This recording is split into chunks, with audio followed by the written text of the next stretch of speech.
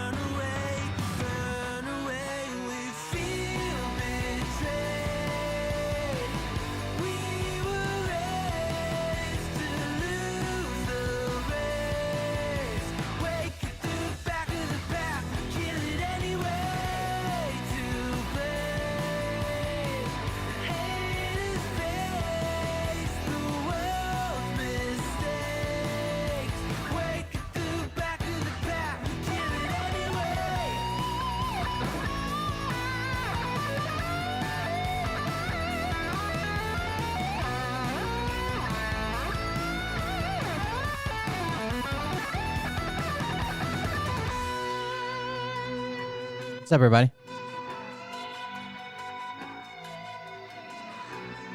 Microdose educational classes. I'm gonna check it out. Sure. Yeah, be careful about the last part of that comment. But the first part of the comment, yeah.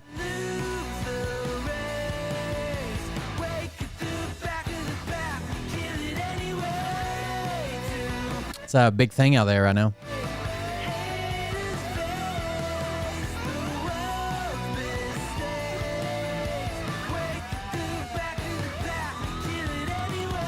I've actually received donations in that form before.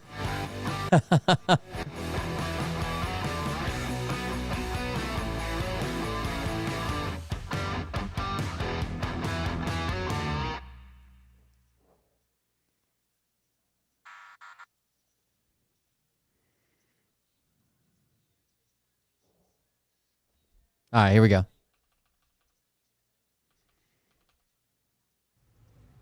Hey Daddies, it's me, the Linda Binda from TikTok. I wanted to make this video because I wanted to thank you for watching.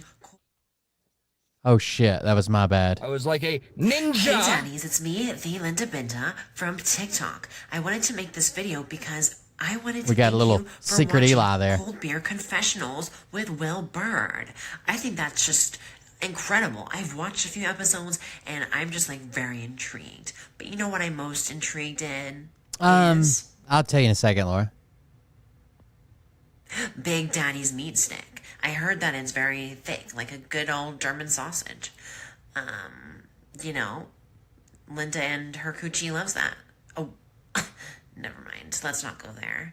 Anyways, I hope you have a good show and enjoy it as you can. There's a lot of weird things that go on, especially when it comes from the realm of Linda Bindaland. So, enjoy the show. Thanks for watching. Peace out. Welcome everybody. I'm Will Bird, and this is the Cold Beer Confessional. Thank you for joining us. I appreciate it. A vacuum sealer does do pretty well with scents, but a lot of times you can just use a couple Ziploc bags, like a Ziploc bag inside a Ziploc bag, because what you're worried about with the scents, like the animals that get the scents, are not actually looking for that. They're looking for other drugs. There isn't like a standard mushroom scent that they're going to run, you know what I'm saying? But that's completely up to you. Either way, thank you guys for joining us. Thank you for being here. I'm Will Bird. This is the Cold Beer Confessional. If you want to support the show, do that at coldbeer.fund, coldbeer.fund. You greatly appreciate you guys supporting the show, showing up, sharing it, whatever you got to do. I have a question. Did everybody's grandma have this couch?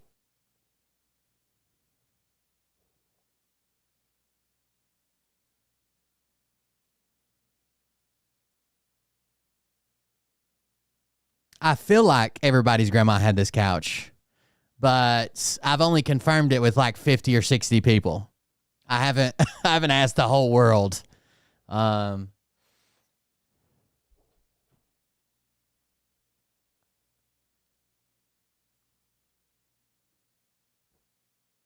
Just curious. Anyways, thank you guys for joining us. Like I said, I'm Will Bird. This is Cold Beer Confession. We got a couple things to talk about. Let's see this.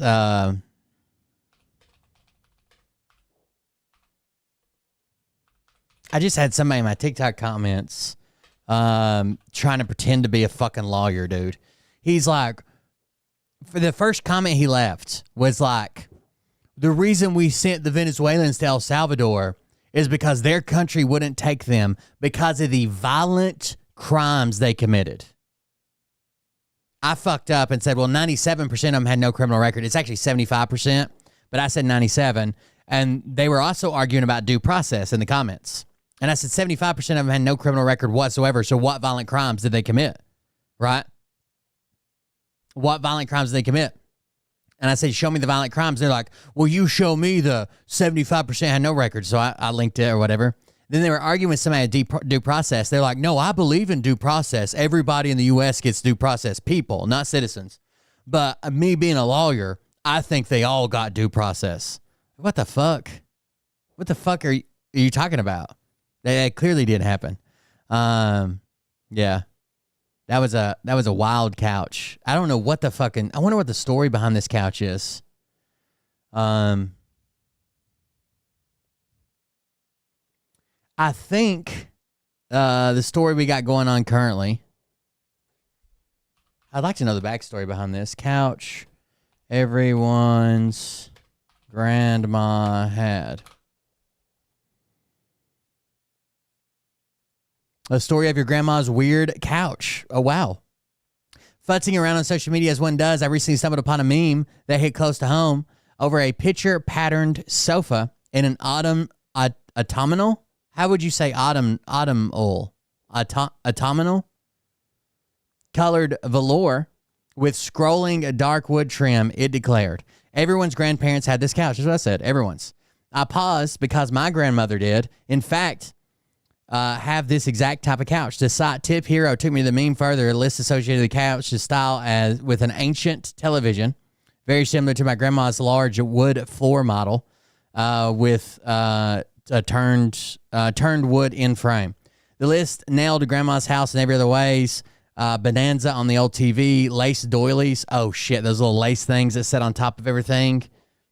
Lace doilies, tomato pin cushions, hard candies, crossword puzzles, transferware, shag rug toilet covers, and leftovers and country crock tubs. We still do that. That's like a poor people thing, I think. When I was growing up, Grandma lived in a small prefabricated lustrum house built for World War II vets on the northwestern side of Tulsa. Grandpa died when I was at age 5 in 1980, so my memories of him are hazy, but the couch was a part of her home as long as I could remember. It was printed with a repeating image that might have been a rustic barn with a wagon wheel perched outside, or an old mill with a water wheel surrounded by reddish, orange, and gold flowers, and possibly wild fowl like pheasants or turkeys. The fabric also had a fuzzy velour type texture, but it wasn't. But it was scratchy against the skin, and the arms are made out of scrolling dark wood covered in more of that fabric. Were hard and unfriendly to lean against. Oh, yes, this is the one I remember. Hold on.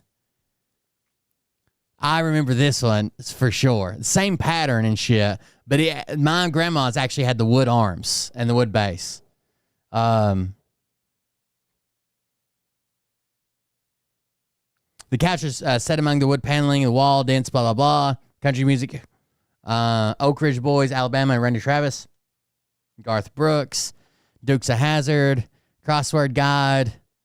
Country Crock Container. What's the thing? The grandma couch meme got me thinking about all the mid-century styles design-conscious people would like to forget. Low popcorn ceiling, wall-to-wall shag carpeting, gooseberry.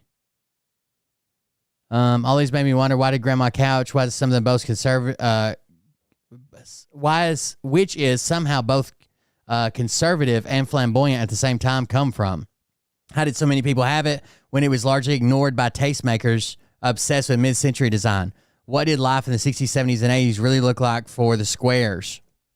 What are the people who didn't have the money or inclination to install their homes with all new modernist furniture, who never embraced counterculture bohemia, and who never donned a sparkly shirt to hit the hottest disco?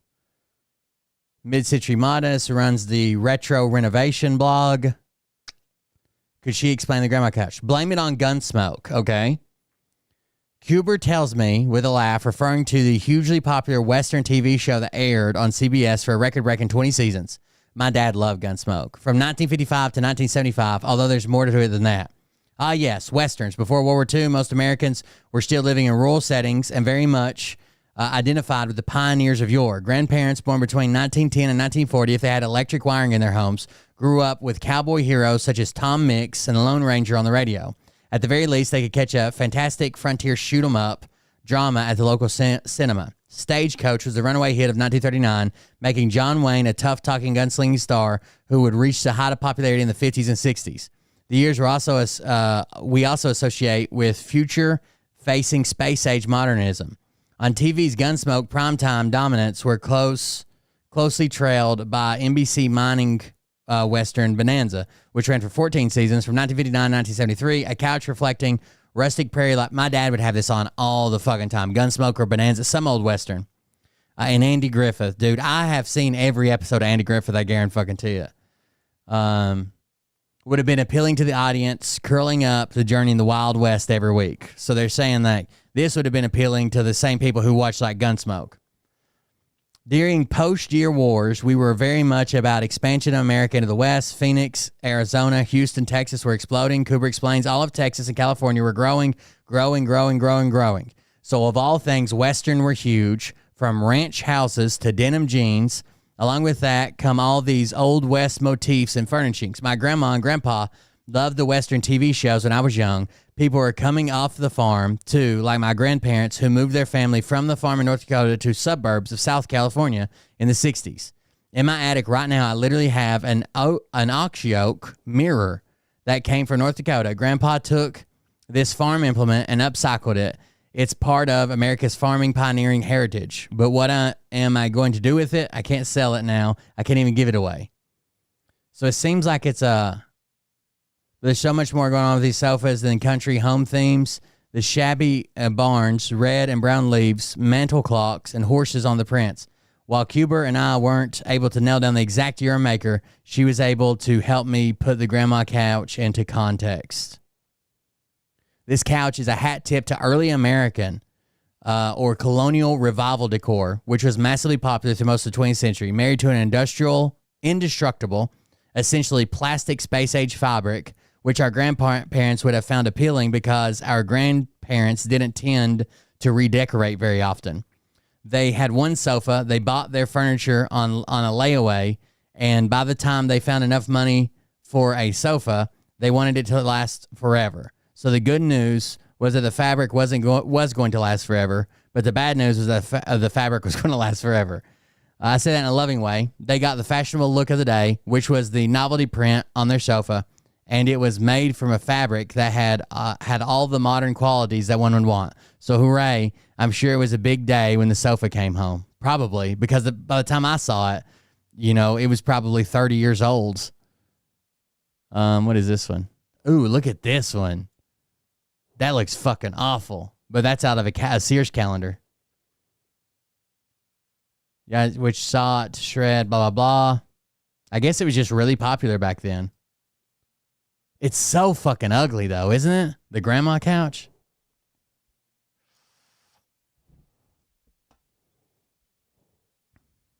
I don't know. It's hard to tell from here if it's a mobile home or not. I mean, wood paneling is in a lot of older houses. A shit ton of fucking older houses.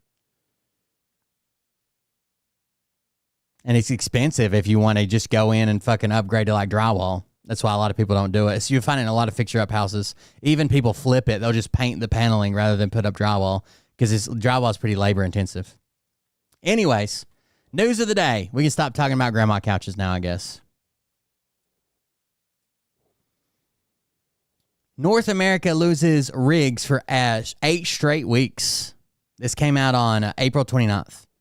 North America dropped 4 rigs on week, according to Baker Hughes' latest North American rotary rig count, which was released on April 25th.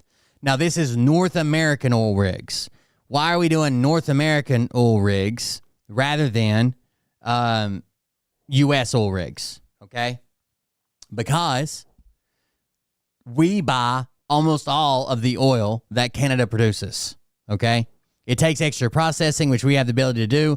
They don't have the ability to really ship it anywhere.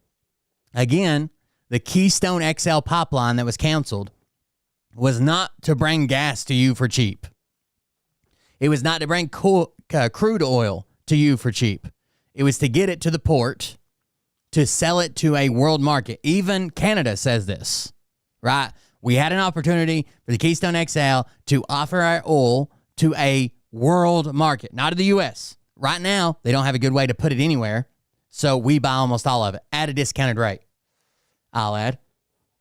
Although the U.S. added a total of 2 rigs week on week, Canada's overall rig count decreased by 6 during the same period, taking the total North American rig count down to 715, comprising of 587 rigs in the U.S.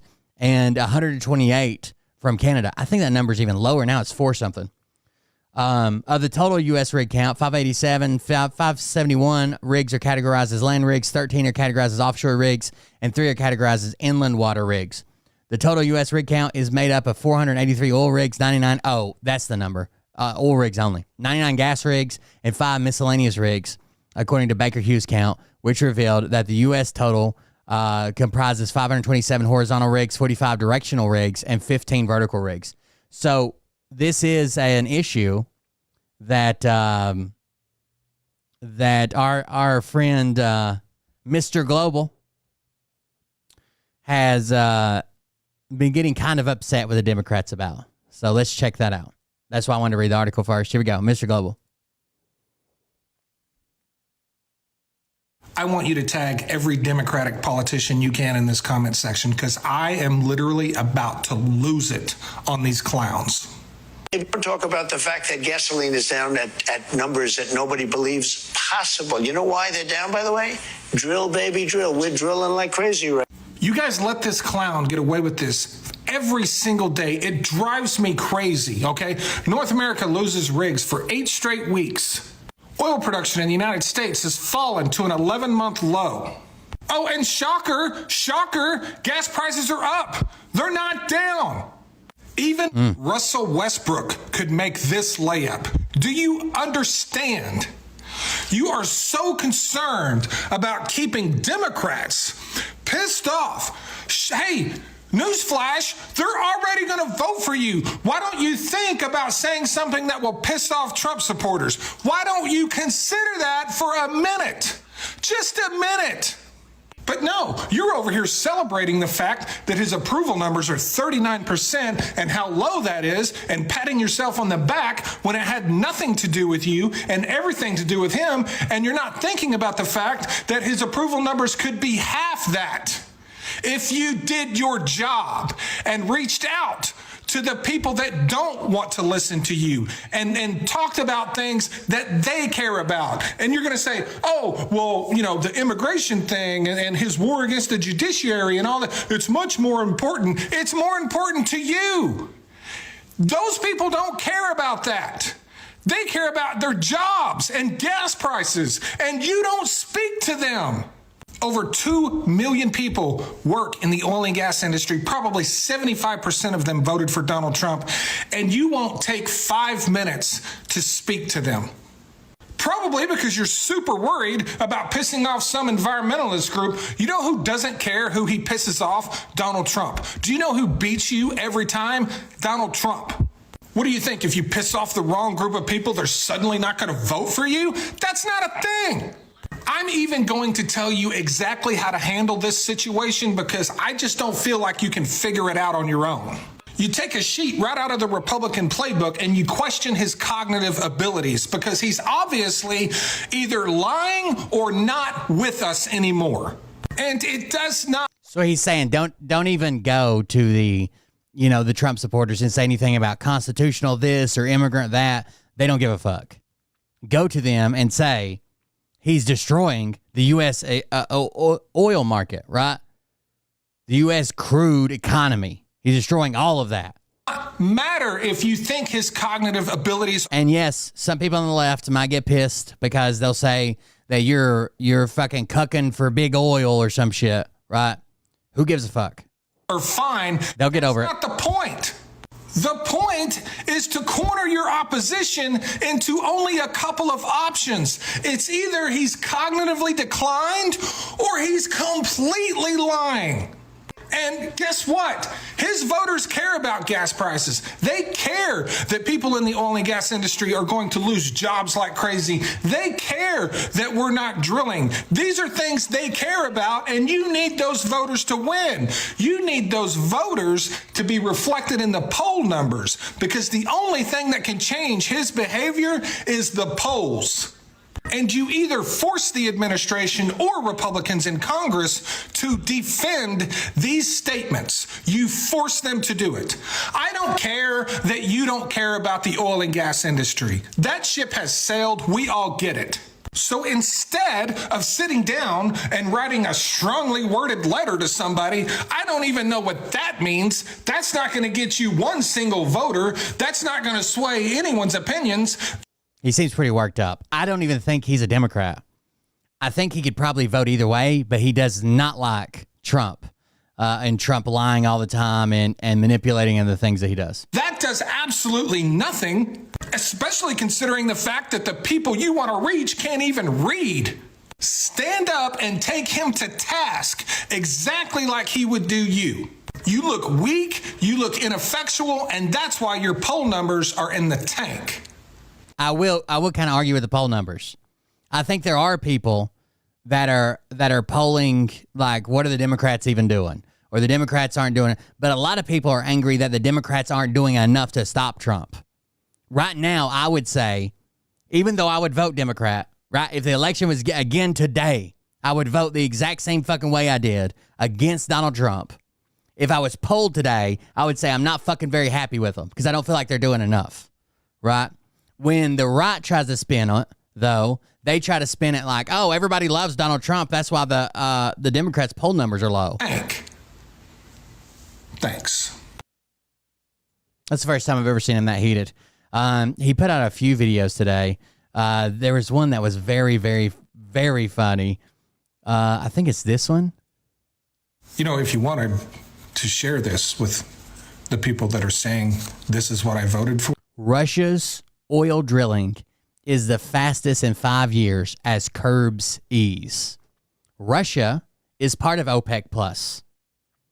Trump cut a deal with OPEC Plus to produce more oil.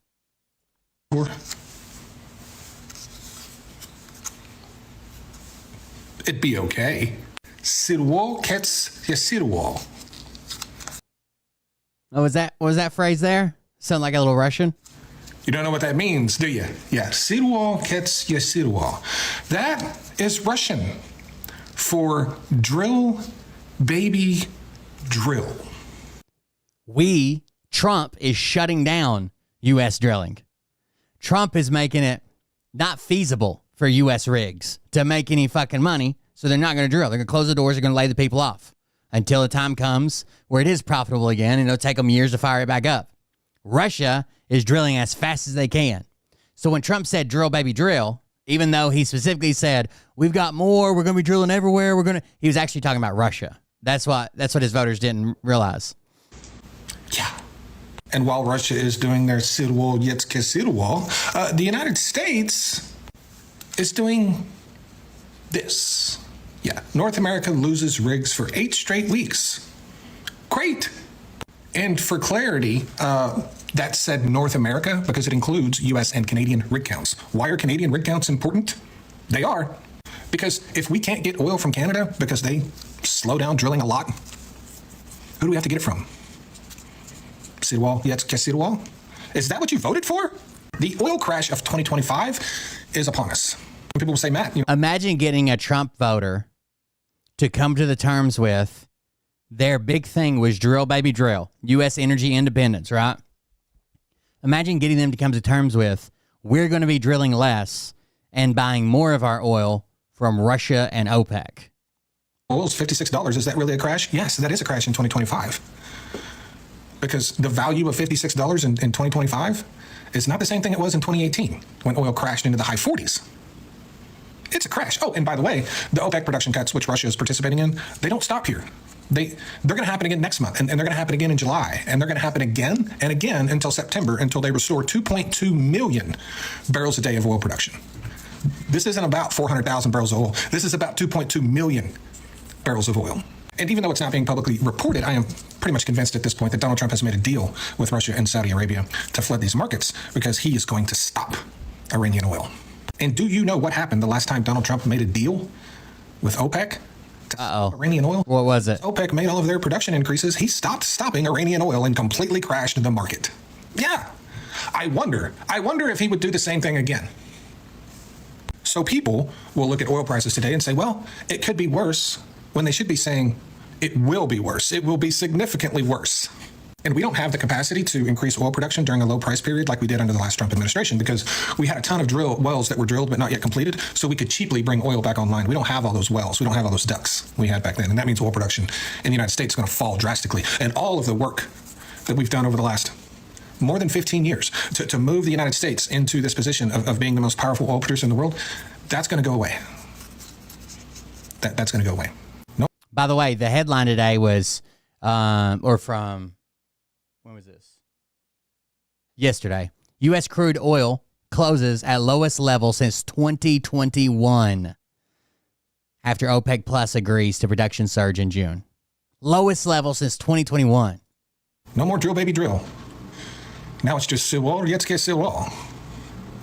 Do you think people on the internet can make those videos where it's like, gentlemen, start your engines. You know, the whole drill, baby, drill stuff. But instead of saying drill, baby, drill, they say sit wall. You have to get sit wall. Think we'll see that? I doubt it. I doubt it. Thanks. You know, if you wanted to share. The biggest monthly loss since 2021. President Trump's tariffs have raised fears of recession. So the head of JP Morgan Chase, apparently in an investor call today, said the best case scenario we're looking at now is a U.S. economic recession. That's the best case. Before, it was like he was saying recession was likely, recession was probably coming. Now he's saying the best case going forward is a recession for the U.S., potentially the global economy, but definitely the U.S. economy. That's the best case scenario.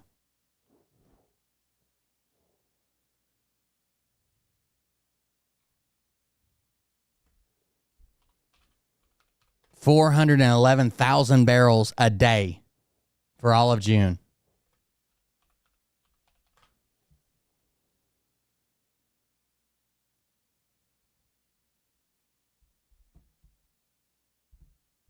Your whole food stamp card?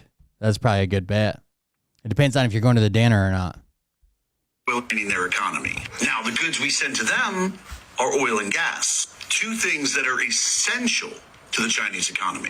And normally, if we decided to jack up tariffs on them, they could bypass us and get that oil and gas from Russia. However, as I said, they are currently in a precarious position because Russia's kind of busy right now. You know, they're doing this thing called war, and they're not really in a position to export a ton of oil and gas. Are you sure that Brazil is paying?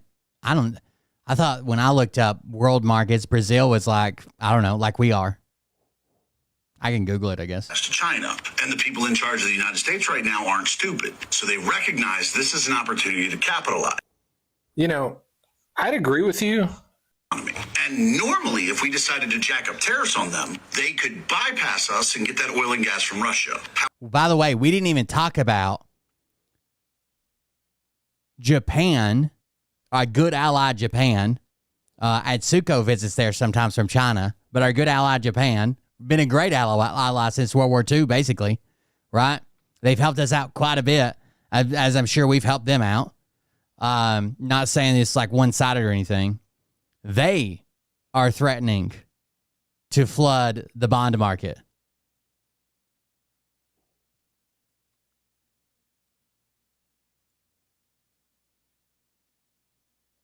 Talk about pissing off some fucking our own people, our good friends, right? However, as I said, they are currently in a precarious position because Russia's kind of busy right now. You know, this thing called war, and they're not really in a position to export a ton of oil and gas to China. And the people in charge of the right now aren't stupid. So they recognize this is an opportunity to capitalize. You know,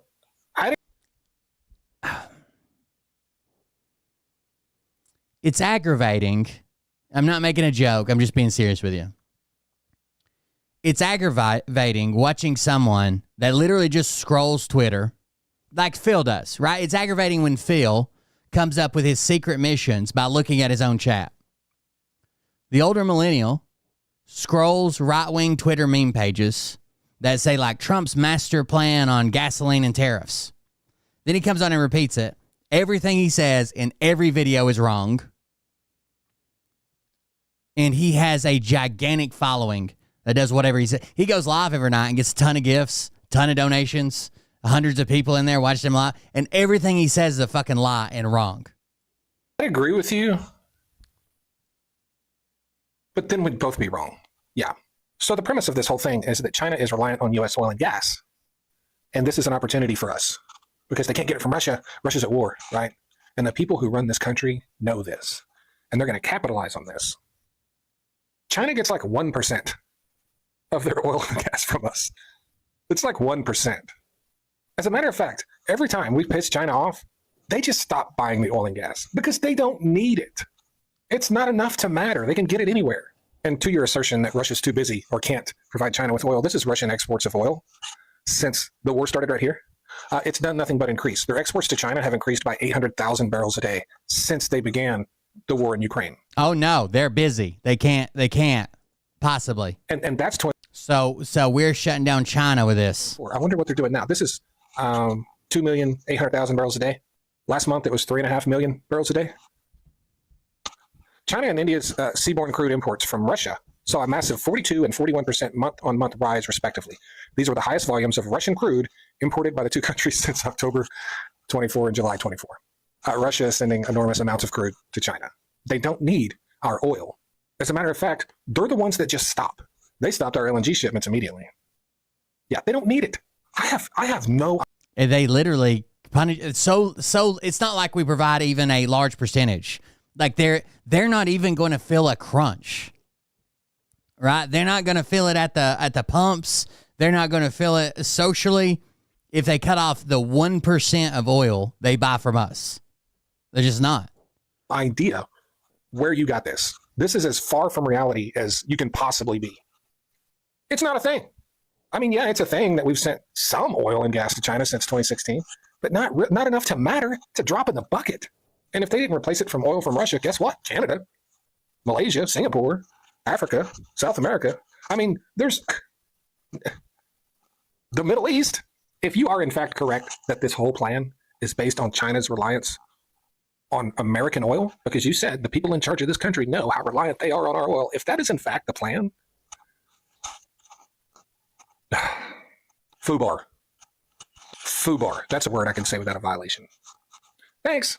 Opening their economy. Now, I actually want to go look this up. Hold on.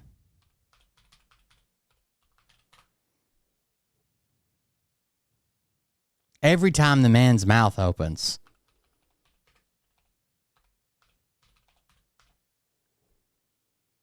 every time his mouth opens, he's just wrong about something new.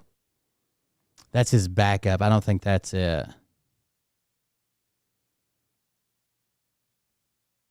And no one ever fucking tags him because he's always wrong. That buff lib. I don't think this is the right page, but we'll click on it.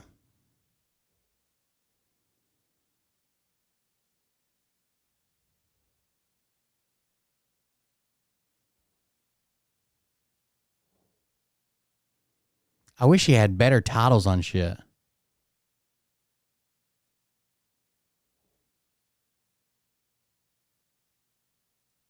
think this is the one I'm looking for. and here's your daily. All right. So the title of this video is called When They Remove All Context. Now, with the clip he's going to talk about, we watched with our own fucking eyes. And let's see if he's right about it. And here's your daily dose of liberals reporting on something while removing all context. The Trump administration recently claimed they saved over 250 million lives from fentanyl overdose. The actual quote she told the press was, "Are you ready for this, press? 258 million lives saved." Kids are taking this stuff like crazy. They think they're getting Tylenol or blah, blah, blah, or whatever. They're taking fentanyl. 2/3 of all Americans were addicted to fentanyl and then got saved by the Trump administration. Nope, that's not what they said. What they said was that the amount of fentanyl that they had captured, the amount of fentanyl that they had stopped at the border, was enough fentanyl to unalive 250 million people. It was. Is that what she said, chat?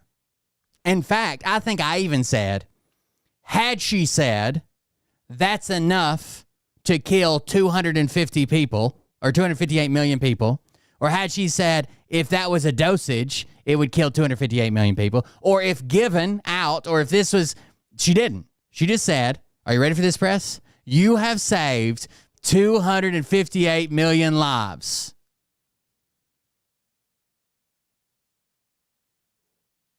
It was an equivalency. They did not say that they saved the lives of 250 million Americans. Literally, somebody's got the quote here. It says, she said, which saved 258 million lives. That's the exact word she used. Which saved 258 million lives.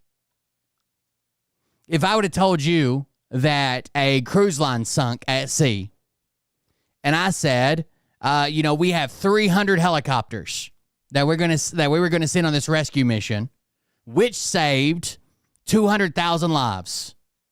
And then you find out later I didn't actually send the helicopters. And I'm like, no.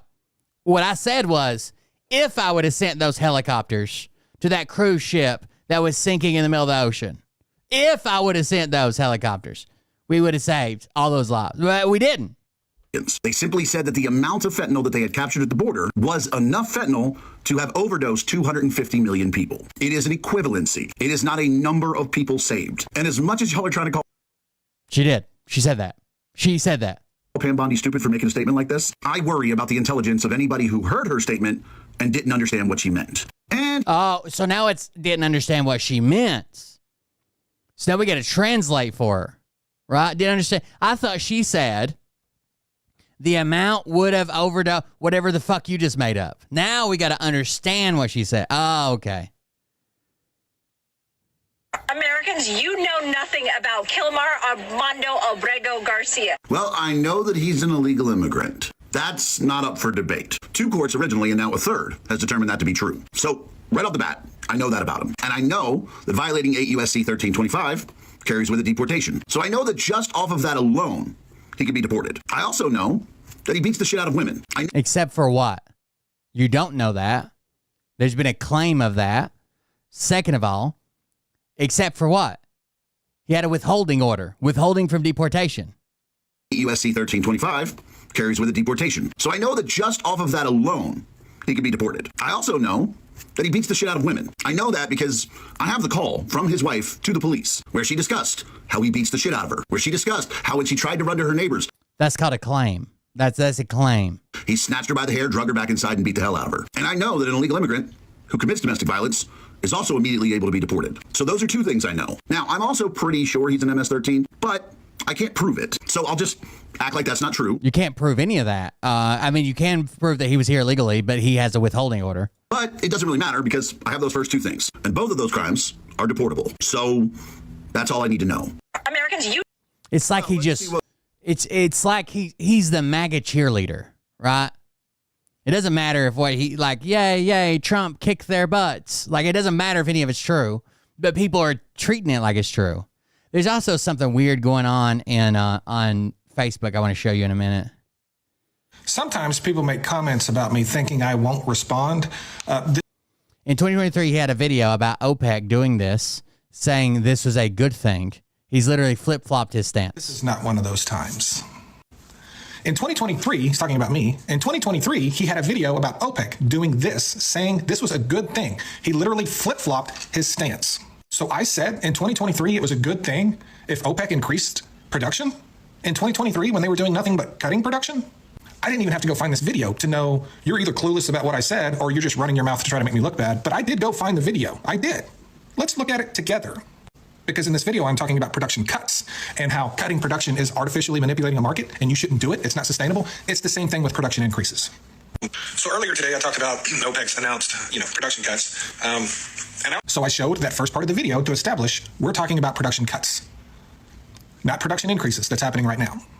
We cannot sustain these oil prices forever. OPEC cannot continue to cut production forever. There's going to have to be a crash at some point. It has to happen. It's part of economics. It literally has to happen. Like by law, by nature's law, it has to happen. Markets have to crash by nature. Why do you think I oppose when OPEC cuts production and artificially increases prices, and also oppose when OPEC increases production to lower prices? Why do you think that's a thing? Because it's antithetical to the free market. It is a artificial manipulation of markets. It destroys the competitive nature of markets. Things need to play out the way they will naturally play out. I don't think people realize how much OPEC manipulates the market. A lot of people think, well, they're just putting out as much as they possibly could, right? Like any other job you might work. Like if you work at a car factory, you're just building as many fucking cars as you can until you get laid off, or they send you home for a week or shut the plant down. OPEC manipulates the market constantly. The strong will win, the weak will lose. Artificially manipulating markets is about as un-American as you can get. It just is. It goes against everything we as a country believe. And if you remember, I was staunchly against the OPEC 2020 deal, where they cut production and raised prices, because it's an artificial manipulation of a market. You cannot be a free market person and believe in manipulating these markets the way we've been doing. So whether they're doing it to increase prices or whether they're doing it to decrease prices, I'm against it. Either way, it strips all the competitiveness out of the market. Companies are no longer rewarded for their competitiveness and hard work. They're rewarded or lose by politicians deciding who wins or loses. And maybe that's beyond your comprehension to understand. And maybe you don't remember when I opposed Joe Biden going to OPEC to get them to increase production, just like I opposed Donald Trump going to them to get them to cut production.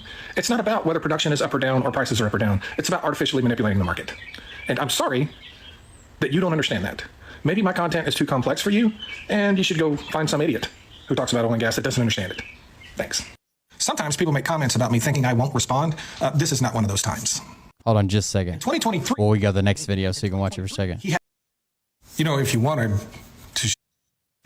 People don't understand that the collapse of the oil and gas industry in the United States will completely erase anything Doge has accomplished. Yeah. It's also very weird that we're punishing countries all over the world for manufacturing goods to be shipped into the United States so we can afford to buy them. People are celebrating the fact that we're trying to put a stop to that. At the same time, they're celebrating the fact that we're also begging those same countries for oil for the same reason, to make it cheap. What I'm saying is, at the same time, we're making all these moves that are supposedly to rebuild manufacturing in the United States. At the same time we're doing that, we're doing the exact same thing to oil and gas that we did to manufacturing to lose all the manufacturing. And people are celebrating both of those things, even though they are diametrically opposed. Yeah. Like, all of these people are actively saying that they are happy, that they are more than happy to pay more for goods made in the United States, while at the exact same time, they are not happy to pay more for goods produced in the United States that are oil and that are gas. To be fair, if our wages went up the same way that all of our expenses went up, we could probably make everything we could American, and everybody could buy American. Wages have been stagnant for decades. Everything else has been more expensive, and we're forced oftentimes to buy the cheapest alternative that we can get our hands on. Huh? People actually talk about when they splurge to get something name brand because they want it to last a while, whether it's a car or a vacuum cleaner. And then most of the time they're sharing their tips about how to get shit cheaper because they're little throwaway items, right? Yeah, it seems the patriots aren't quite as patriotic as they claim to be. And understand something else. The production increases that OPEC have currently implemented, that's not the last of them. They're going to do this again in July. The sea hag. By the time they're done, they're going to restore 2.2 million barrels a day of oil production by September of this year. Yeah. So what you've seen so far is what, 25% of what's coming. Yeah, we're not even, 25% of what's coming. Yeah. I think a lot of people think that this stops after this announcement in this month. No, this is the beginning. We're still in the beginning stages. This goes on throughout summer and into fall. Yeah. So instead of decimating the market in one fell swoop and doing it quickly, they're going to do it softly over time, over a period of months. Yeah. Not exactly sure why. They've never done it that way before, but they're certainly doing it that way now. And who has ramped up drilling like crazy and who's drilling a lot? Russia. Yeah. We're losing our oil industry while Russia is building theirs. Thanks. People don't understand. It's why I wish you could explain these. There's a woman who finally blue pilled her mom, and her mom's sitting around talking to all her Fox News friends and giving them all. I don't remember that account name, but it's pretty good.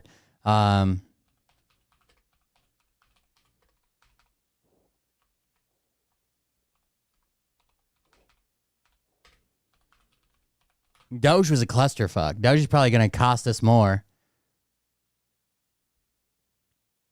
Trump administration to pay.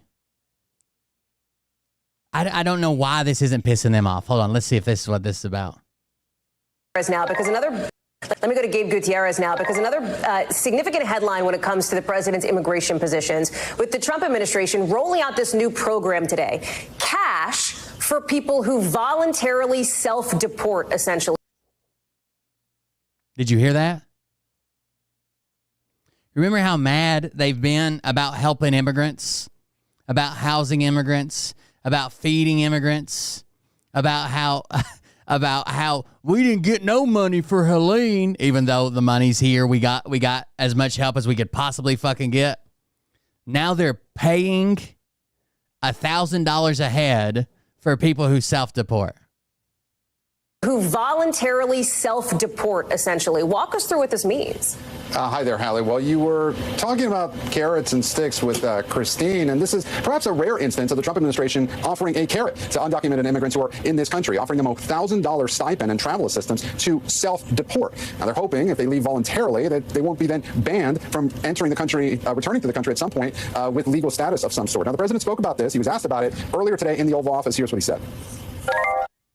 What we thought we'd do is a self-deport, where we're going to pay each one a certain amount of You know what would save even more money? An amnesty program. money, and we're going to get them a beautiful flight back to Actually make us money. where they came from, and they have a period of time. Who the fuck here would ever trust this administration? And if they make it, we're going to work with them so that maybe someday, with a little work, they can come back in if they're good people, if they're the kind of people that we want in our company, industrious people that could love our country. Beautiful. This sounds like it also ties into his weird plan where, like, if you work for like a farmer, the farmer can write a letter to Trump that says how good a worker you are and how long you've been here and you've been a good guy and you never commit any crimes. You come in early, you stay late, and you pick all the vegetables. And Trump will read the letter, then deport you. And then when you come back, you'll have preference in coming back in. Flight, Hallie. Now, look, this all comes from what the Department of Homeland Security says comes down to dollars and cents. According to DHS, it costs about $17,000 to arrest, detain, and deport an undocumented. No one's bitching about that money. $17,000 per undocumented. No one's bitching about that money. Weird. Immigrant. So the way the Trump administration sees it, this actually saves money by offering this $1,000 stipend, Hallie. Gabe Gutierrez on the North Lawn Force tonight. Gabe, thank you very much. Seems like the Trump people would be all over that shit. I guess not. Not today. No, we're not worried about today. I think they changed the CBP app for self-deport. It spent $200 million in revamping the app and creating an accompanying advertising campaign featuring Gnome to promote the app's use. That's the app you can now use to say that you're going to self-deport, I think within 2 weeks or 1 week or something like that.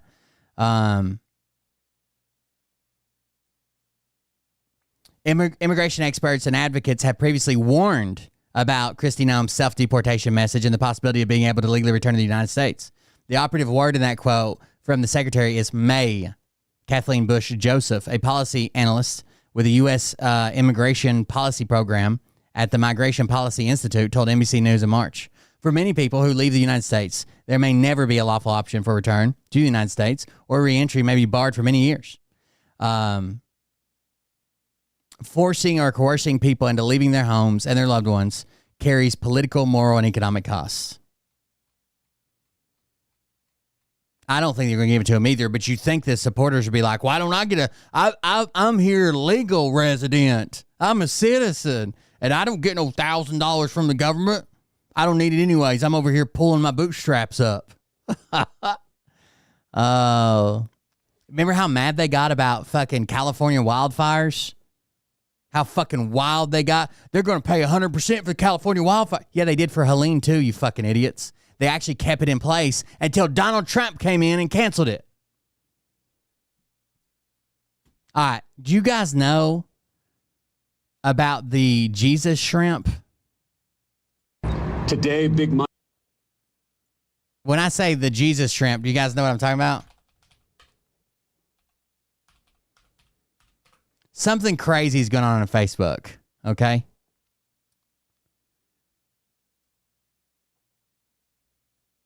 There was a meme going around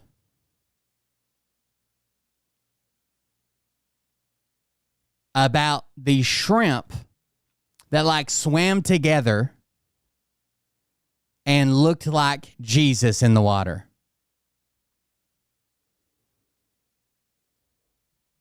I wish I could find the actual image. It's none of those. Allegedly, they swam in a way that looked like Jesus underwater. And then like the title of the post said something like, this is how you can tell God exists, okay? And the boomers were all over that shit. They're like, praise the Lord, God is everywhere. God is here among us right now. God's in this comment section.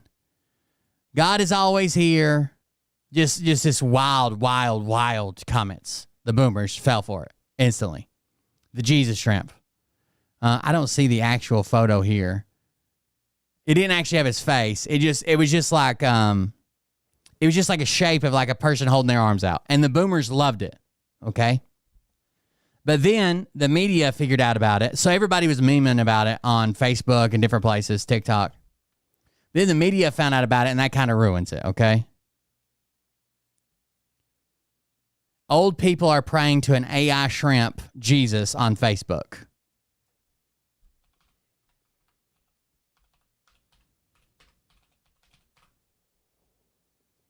Literally talking about how this shows the glory of God and all this crazy shit, okay? Like, I'm not even making that up. Oh, it looked just like this. Hold on. That's what it looked like. Okay? And old people are like, even the animals in the ocean know the power of God. Like, just wild fucking comments. Just wild comments. They said that they do this in some type of migration, reproductive something. People ate it up. The Lord works in mysterious waves. See what I did there? Waves. Anyways, the boomers ate this up.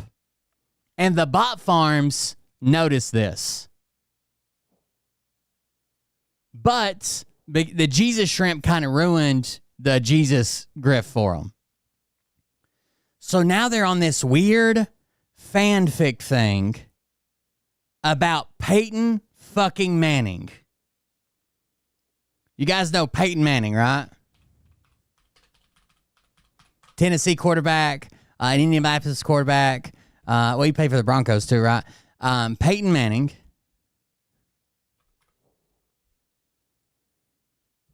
Giant forehead guy.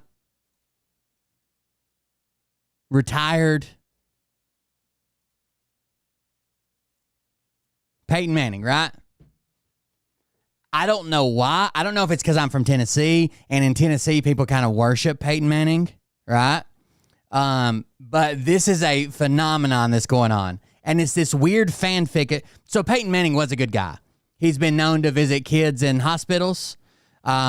He's been known to, he paid off a high school coach's house one time that was struggling. That was like one of his old coaches that ran something for him. He found out about it. He never told anybody. He's also a steroid user. If you wanted, he was doping when he was in the NFL, blamed it on his wife, and said she had a sprained ankle and she was the one getting human growth hormone in his name or whatever. But whatever. People love Peyton Manning around here. I'm going to read you one. Listen, this is one of the fanfics, and I want you to remember, I'm going to show you the image. This has 14,000 comments on it, 26,000 shares, and over 300,000 reactions on Facebook. And Facebook apparently pays pretty well if you can get something to go viral there. Now listen. Here's the fanfic story that goes with this image I'm showing you. Peyton Manning left a gala in a tuxedo just to sit on the floor with a crying kid in the hallway. It was a black tie charity event, a fancy hotel ballroom, crystal glasses, chandeliers, auction paddles raised by the wealthy and well-known. Peyton Manning was the guest of honor, scheduled to speak. Everyone waited. But backstage, in the hallway, outside of the ballroom, a 9-year-old boy was sobbing. His name was Dylan. He had won a contest to attend with his family. Huge football fan, especially Peyton Manning. But the moment overwhelmed him. The noise, the cameras, the pressure. He had a speech prepared to introduce Peyton. But now, he was curled up on the floor in a little suit. Hands over his face, whispering, "I'm going to mess it up. I can't do it." The door opened quietly, and Peyton Manning stepped out. Tux pressed, mic still clipped to his collar. He didn't say anything at first. He just sat down right on the floor beside Dylan. Cross-legged, eye level. Then he said, "Hey, you want to hear something crazy? Dylan sniffled and nodded. The first time I ever gave a speech, I forgot my own name. I froze. I just stood there like a scarecrow in cleats. Dylan looked up, wide-eyed, half a smile. Peyton grinned. But here's the thing. It's not about perfect words. It's about heart. And I've heard you've got a big one, fella. He gave Dylan his tie. Wear this for good luck. It's been on some good stages. Then they stood up together. And when Dylan walked out to that microphone, tied too long for his small frame, but chest held high, the entire ballroom went silent. He introduced Peyton with a quiet strength that made grown men tear up. After the speech, Peyton said only this: I thought I was the guest of honor, but I think we just found the real star of the night. Dylan keeps that tie framed on his wall, and every time he gets nervous, he remembers, Peyton sat on the floor with me when no one else would.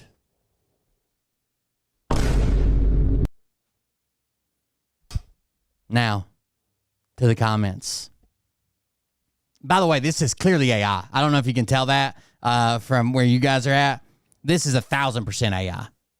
Okay? It's 1,000% AI. What? Absolutely. Anyways. Great guy, great story. That's the first comment. Did I miss an inside joke? Is there a reason we're making up stories about Peyton Manning? Bro, this is AI. Y'all are gullible. Wait! The tuxedo bow tie was too long? How does that work? Angels walk among us. Some of them sit down on the floor to ease the fears of the anxious. What a wonderful lesson. It eases the burden of being human. Mr. Manning is like a chalkboard of life lessons. Peyton is a really great man. He doesn't have to have the spotlight. He is just a great person with a lot of compassion. We need more Peytons in this world. Thank you, Peyton, for being a model for all Americans. God bless. Who could not love Peyton Manning? Peyton has a bow tie in this picture. Did he also have a regular necktie with him? And this, add this to the list of things that didn't happen. Big man, big hearts. This is true. Picture is obviously AI. I don't know if these stories are true, but they do impart a good lesson. Absolutely beautiful and always moved when the angel in disguise shows up for anyone. That's the Peyton Manning I've seen and I admire right there. God bless you, Peyton. You do awesome work helping others. Peyton, you were Dylan's earth angel that night. Thank you for your kind heart. Extraordinary man. His kindness and compassion are endless. God bless him every day. Great man, great ambassador. Peyton understands. First, giving an example of the first time he gave a speech. He knows how to share. Saying it is not about being perfect. It's about having heart. And I heard you have a big one. Peyton can say this because you see Peyton Manning also has a big heart.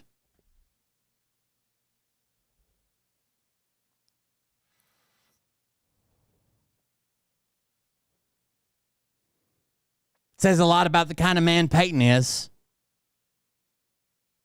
You just spiked another touchdown in life, Peyton. We need more people like Peyton Manning and a wonderful role model for everyone. Thousands of comments like this. And again, there are some calling it out as AI. Thousands of comments. What about this story?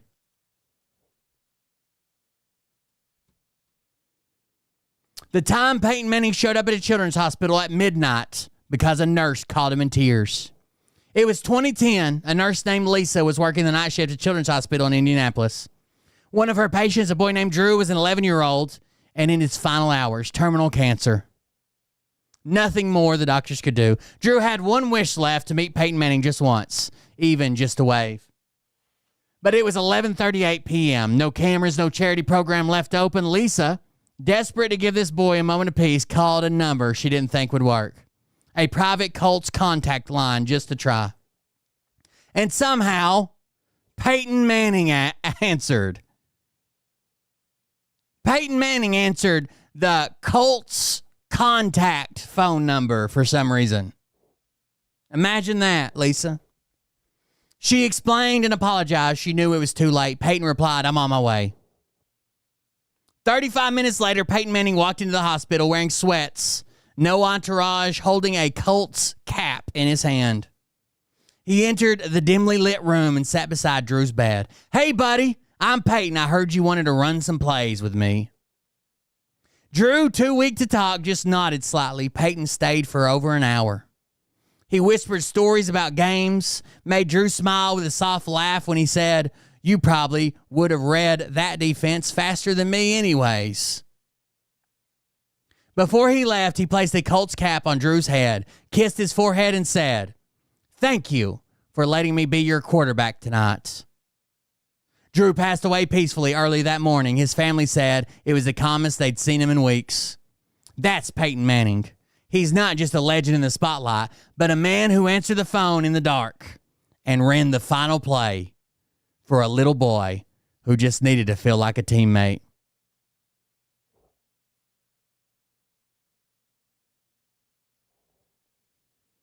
Peyton took that little boy's cancer.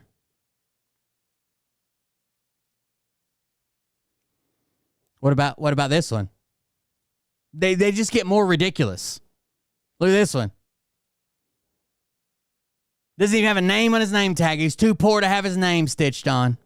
A high school janitor was injured breaking up a fight. Peyton Manning showed up just to say thank you. His name was Mr. Reed, 62, quiet man, walked with a limp, never missed a day at the school for over 20 years. He was just a janitor. He knew every kid's name, kept extra granola bars in his car, always said, head up, champ, no matter what. One afternoon, two students got into a fight in the hallway. It turned dangerous. Mr. Reed stepped in. He took a hit, cracked a rib, went down hard. The school called an ambulance. He was okay, but he had to miss weeks of work. The students were suspended, but most people moved on, except for one. A few days later, a pickup truck pulled into Mr. Reed's driveway. Out stepped Peyton Manning. It was just a fight, guys. Holy fuck. He'd heard the story through a friend. Didn't come with the press, didn't come with cameras. Just knocked on the door and said, you stepped in when it wasn't your job. That makes you a real teammate in my book. They talked on the porch for over an hour. Football, life, grandkids. Before leaving, Peyton handed Mr. Reed a small Colts duffel bag. Inside was a signed jersey with Reed on the back and a handwritten note. Leaders don't always wear helmets. Some push mops. Some show up every single day. But the best ones, they step in when it's hard, not when it's easy. Thank you for protecting your team, Peyton Manning. Mr. Reed cried. That jersey now hangs in the school hallway, not in a glass, just on a hook, where kids walk by every day to remember. Courage doesn't always look like shoulder pads. Why does he have his arm in a sling for a broken rib?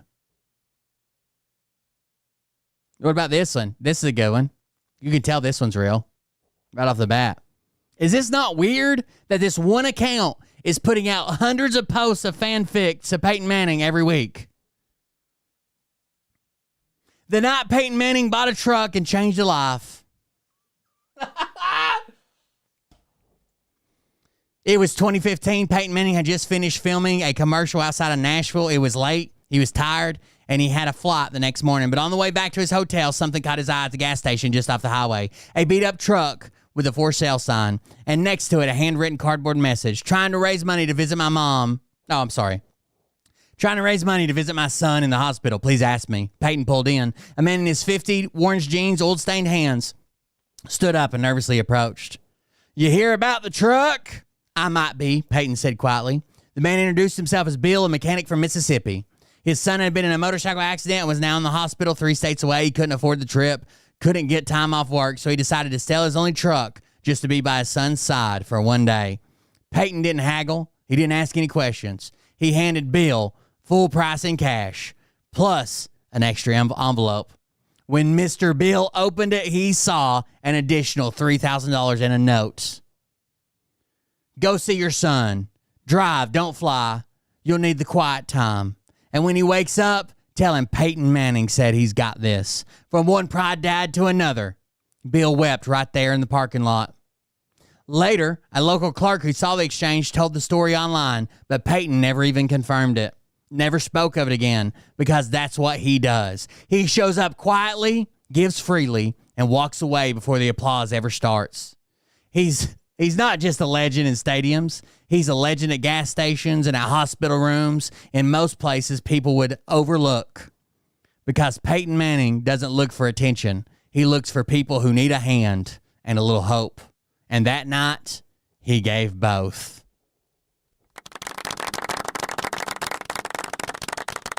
Really, he's amazing, to be honest with you. What about this one? I bet you guys didn't know that. I bet you didn't know he's over here delivering babies. Look at this one. The time Peyton Manning got hurt while protecting a pregnant woman from her abusive husband. What? It happened in 2016. Peyton Manning had just announced his retirement. He was enjoying a quiet evening at a small mountain resort in Colorado, away from the cameras and the noise. He went down to the lobby around 10:30 p.m. to grab some hot tea before bed. That's when he heard it. Ray's voices, sharp, angry, and coming from the hallway near the black exit. At first, AI's writing all these. At first, he hesitated. Then he saw her. A young pregnant woman trembling, backed against the wall. Her husband, red-faced, clearly intoxicated, was shouting out. I know AI's writing all these because one thing you never see on anything written by a human is called the M dash. Okay? EM dash. The M dash. It's like a double long dash, okay? In every story you see written by AI, they'll be all over it. This extra long dash. AI uses it to like break up thoughts or whatever. The reason that normal people don't use it is because to type it on my fucking keyboard, I would have to hold down the function key, the alt key, the 0, the 1, the 5, then the 1. You know how long that's going to take to type out? Function alt 01 51. How often would I use that when I can just use shift and put a dash in there? But for some reason, AI is addicted to it. Fucking addicted to it. Anyways. Where are we at? A young pregnant woman trembling back to the wall. Her husband, red-faced, clearly intoxicated, was shouting, slamming the wall beside her, fist clenched. Other guests turned away. One receptionist ducked behind the desk to call for help, but Peyton didn't turn away. He calmly stepped in between the man and the woman, didn't raise his voice, didn't throw a punch, just stood there, broad-shouldered, calm, and unshakable. That's enough, he said quietly. You need to leave her alone right now. The man shoved Peyton once, then again, harder. That's when Peyton lost his balance, twisted his leg awkwardly, and hit the floor. He didn't fight back. He simply looked up and said, "Don't make your child's first memory a nightmare." Security arrived seconds later. Police came shortly after. The man was arrested. Peyton was helped to his feet, limping, sore, but okay. He refused medical attention until he was sure that the woman was safe. Then he handed her his jacket, helped her sit down, and said, "You are stronger than you think, and you're not alone tonight." She later wrote, "He didn't just protect me, he gave me the strength to leave and to believe that someone, even just one person, still cared." That's Peyton Manning, not just a champion on the field, but a man who stood up even when no one else did, and reminded us that real strength isn't about fame or muscles, but about showing up when someone truly needs you.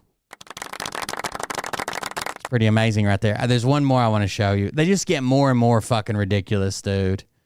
There's one where he's giving a card to a Mexican family for some reason. Says her and her son walk 2 miles every day to go to football practice. There's one where he's like helping an autistic. Let me show you just this image. I won't read this one. He's helping an autistic guy that works at the fucking Publix.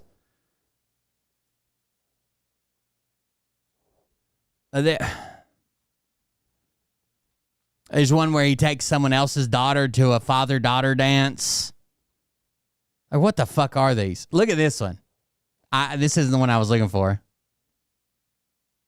But here's one we can talk about. This little girl's backpack.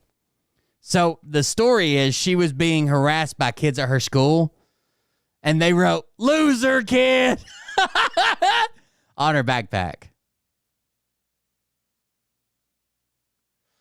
Loser kid. Makes sense, right? And then it says, they wrote on her backpack, "No one loves you," until Peyton Manning became her dad. Where's the one I'm looking for? I know it's here. Hold on. This is all from one fucking account, dude. From one fucking account that just writes Peyton Manning fanfic. Look at this one. Who the fuck was using the wheelchair?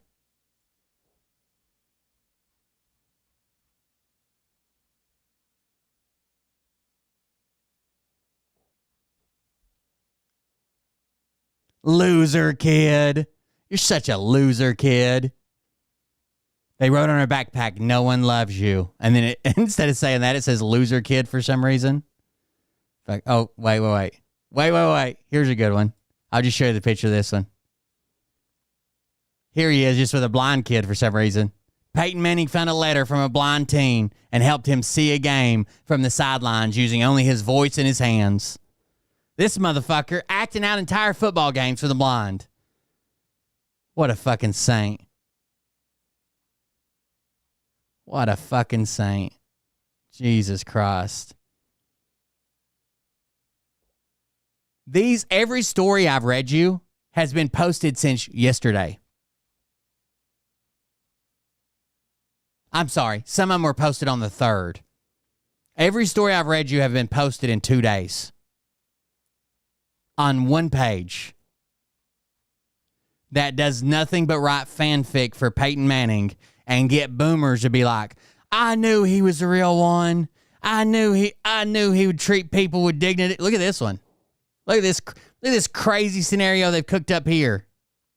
The kid has a sign that says, "I made it through chemo. All I wanted was to see you play. It's raining, but nobody's wet." And Peyton Manning just hanging out with him in a baseball dugout. There's one picture that's just fucking wild. Here he is. Here's one. I guess he couldn't get to this kid dying of cancer in time. Guess he couldn't make it there. Oh, this one. This is what I'm looking for. Now, let me read you the story. A dying man had one wish. Peyton Manning made it happen with tears in his eyes. Okay? Now I'm going to show you the image. Okay? Now I'm going to show you the image.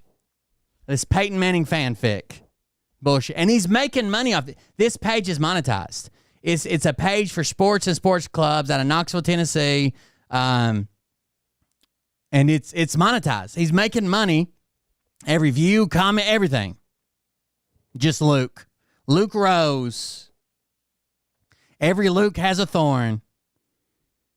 Ready? We ready? You're not ready for this image. You're not ready for this image. It's too much. Poor old guy on his last leg. And Peyton Manning plays keep away from him. They didn't even take him out of the hospital gown, bro. What is this image?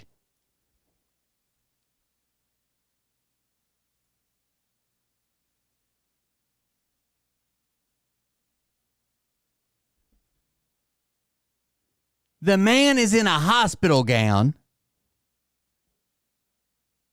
Peyton Manning staring off in two opposite directions, and the ball's going over his head.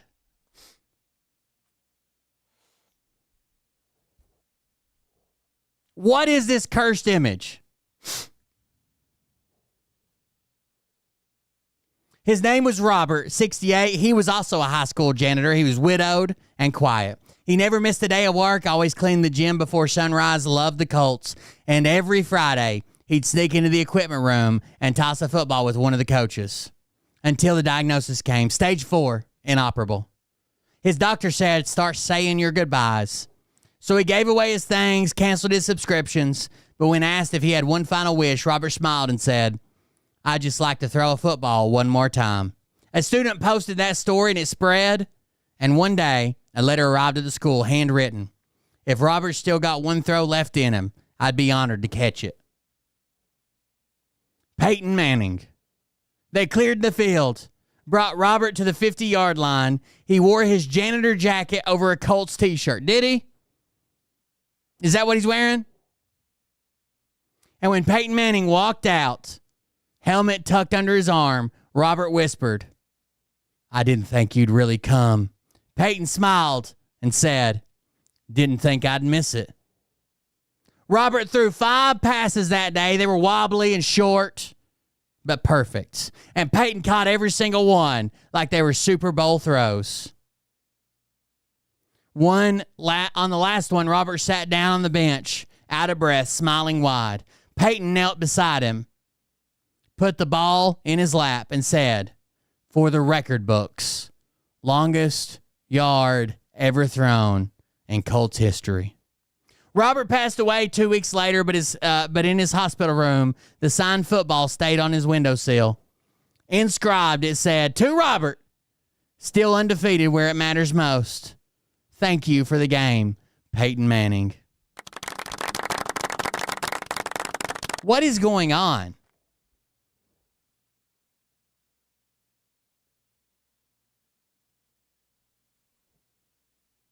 How does this make so much money?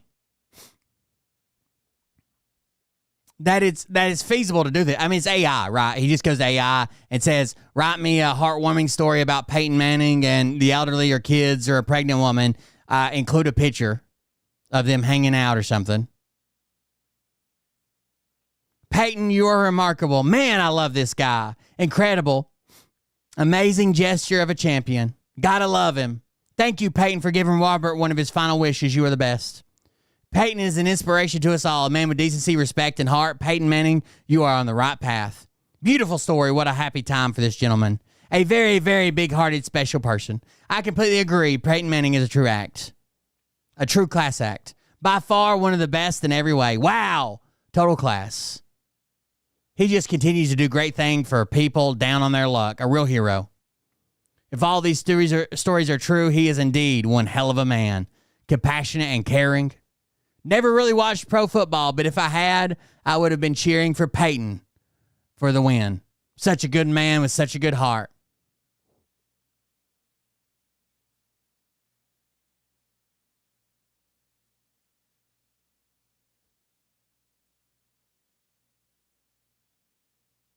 So fucking retarded.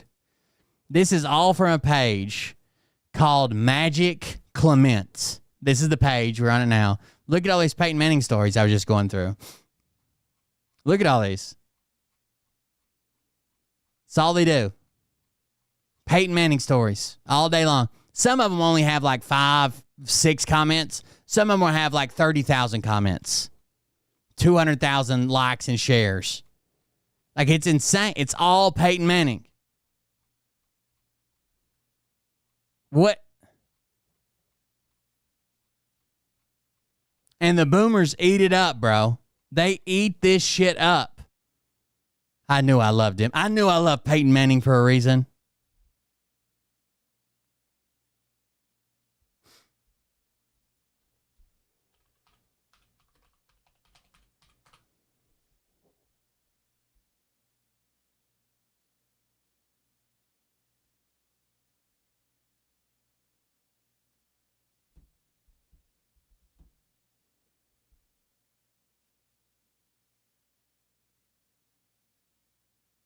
Boomers are retarded. Yes, that's true. They're the only people that would fall for this stupid shit. But if they fall for this, how the fuck do we expect them to vote in elections? You know what I mean? Like, Facebook monetizes like everything else. Enough views, enough comments. There you go. I mean, how do you make money on every social media site? You get enough engagement. It's the same no matter what social media you're talking about. Or no matter what site you're talking about.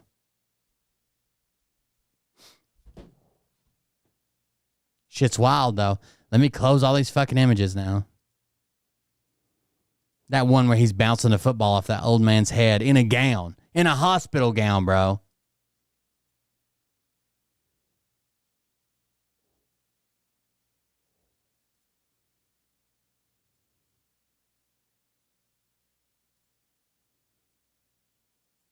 How fucking crazy. Texas. Doing the Texas thing, you know. Don't tread on me or whatever. Today, big money won, and the students of Texas lost. Greg Abbott was paid $12 million to pass private school vouchers program. $6 million in one payment, $6 million in another payment. And the guy who paid him the $12 million was there at the office to watch him sign this bill into law. And the students of Texas lost.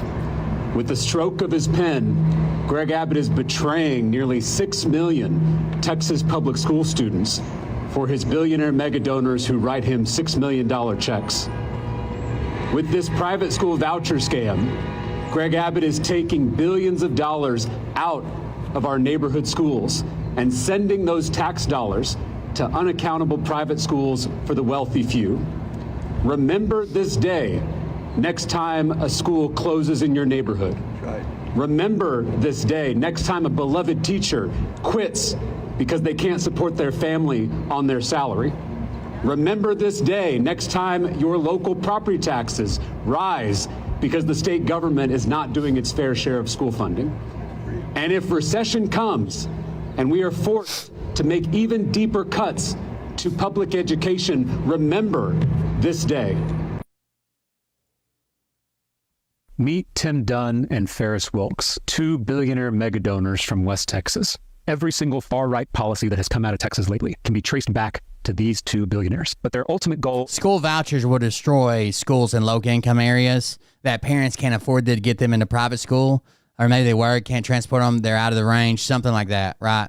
Because the money that would be dedicated to this school based on this area's property taxes can now be taken in a check to any private school you want to take them to. But not every kid's going to be able to do that, right? Even if the vouchers, let's say the voucher's worth $5,000, but the school charges $10,000, right? That means they pay half. Can you afford to pay the other half? Then you can't go.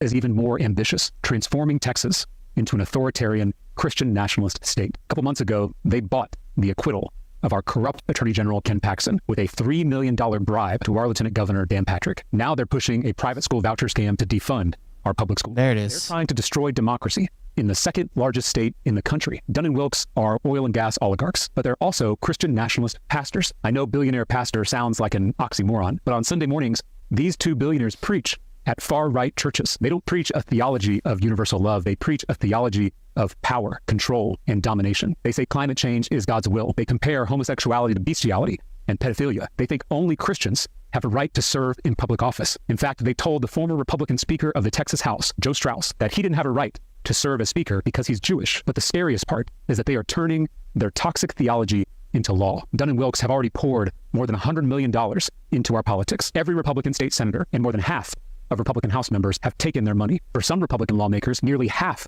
of their total campaign contributions are from these two billionaires. Dunn and Wilkes have zero. By the way, the $12 million donation to get Greg Abbott to help push along private school vouchers was the largest donation to date in a state election. Tolerance for opposition. Everybody just looked the other way. And knowing that the guy who donated it to his reelection fund, his only goal, the only thing he wanted was private school vouchers. PACs recruit far-right candidates to primary Republicans who don't do their bidding. It's a win-win for them. They either beat the moderate incumbent or they force that incumbent to take more extreme positions to survive their next primary. But Dunn and Wilkes, they don't just buy politicians. They also fund a sprawling network of right-wing think tanks and advocacy organizations, media outlets like Daily Wire, and indoctrination platforms like PragerU. These two billionaire pastors are building an authoritarian theocracy. So the last thing they want is an honest attorney general. The last thing they want are free, well-funded public schools that teach the next generation how to think for themselves. According to those close to Dunn and Wilkes, their ultimate goal is to replace public education with private. The guy that was supposed to prosecute him got a $3 million donation, then dropped the case. Christian schooling. Republican State Senator Bob Dole said they want to destroy the public school system. The Dunn and Wilkes. Did you see that? That's his actual quote. Public school system. Replacing much of public education in Texas with private Christian schools. The billionaires, quote, want to destroy the public school system as we know it. And in its place, see more homeschooling and more private Christian schools. The Dunn and Wilkes Network has spent years discrediting our schools with book bans and CRT hysteria. Now they're taking their final step, defunding our neighborhood schools with a voucher scam. Dunn and Wilkes are an existential threat to the project of public education and therefore to the project of democracy. We have to stop them. You know what else private schools can do with the voucher program? Let's say you do have the voucher. You do have the money, right? You have both those things. They don't like you because who your parents are, or what color your skin is, or your orientation, or your hair color, or just because it's a Tuesday. They can tell you no. They're a private school. They're not a public schools accept everybody and make accommodations for everybody. Private schools don't have to do any of that. But that's where we're headed. Should be good. This was just the Heritage Foundation getting called out. Proven instances of voter fraud across the United States since 19.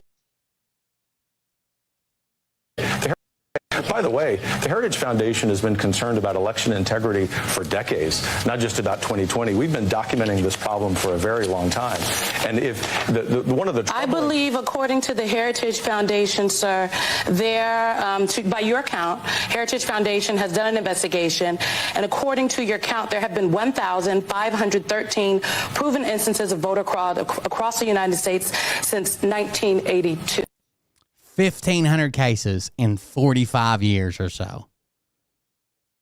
Like, there's nothing here. There's nothing here that's going to change the outcome of an election. But of course, that's what they have to fucking cling to it all the time. It's what they do best. This one's kind of a long one. No idea. But this is interesting. Donald Trump may, if he keeps pushing this pardon thing, he may be putting himself in a really bad situation. Okay? If he keeps pushing this, it doesn't matter. Stop thinking about the auto pen thing. For decades, centuries, the auto pen, the presidential power of pardon has been unquestionable. It's a pardon, it's done, nobody can change it. It's a pardon, it's done, nobody can change it. It's a pardon, it's done, nobody can change it, right? The presidential power of clemency. It's just done. Donald Trump, for whatever reason, he's currently using the auto pen thing, but for whatever reason, if he wants to put forward, hey, we can question pardons now because the auto pen or because Joe Biden or because Barack Obama or whoever, it doesn't matter. Jesus told him. He's opening up a door to potentially question future or past pardons.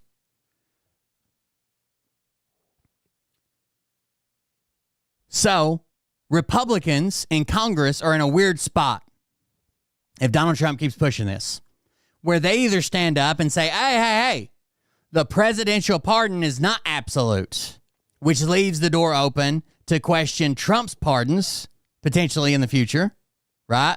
Whenever he leaves office, including all the Gen 6 people, and maybe revoke some of those, or they have to admit that presidential pardons are solid, they're good to go, and can never be questioned. One of the two. But they can't have both. They can't just question Biden's pardons because auto pen or whatever, and then also not open the door to have all presidential pardons questioned in the future.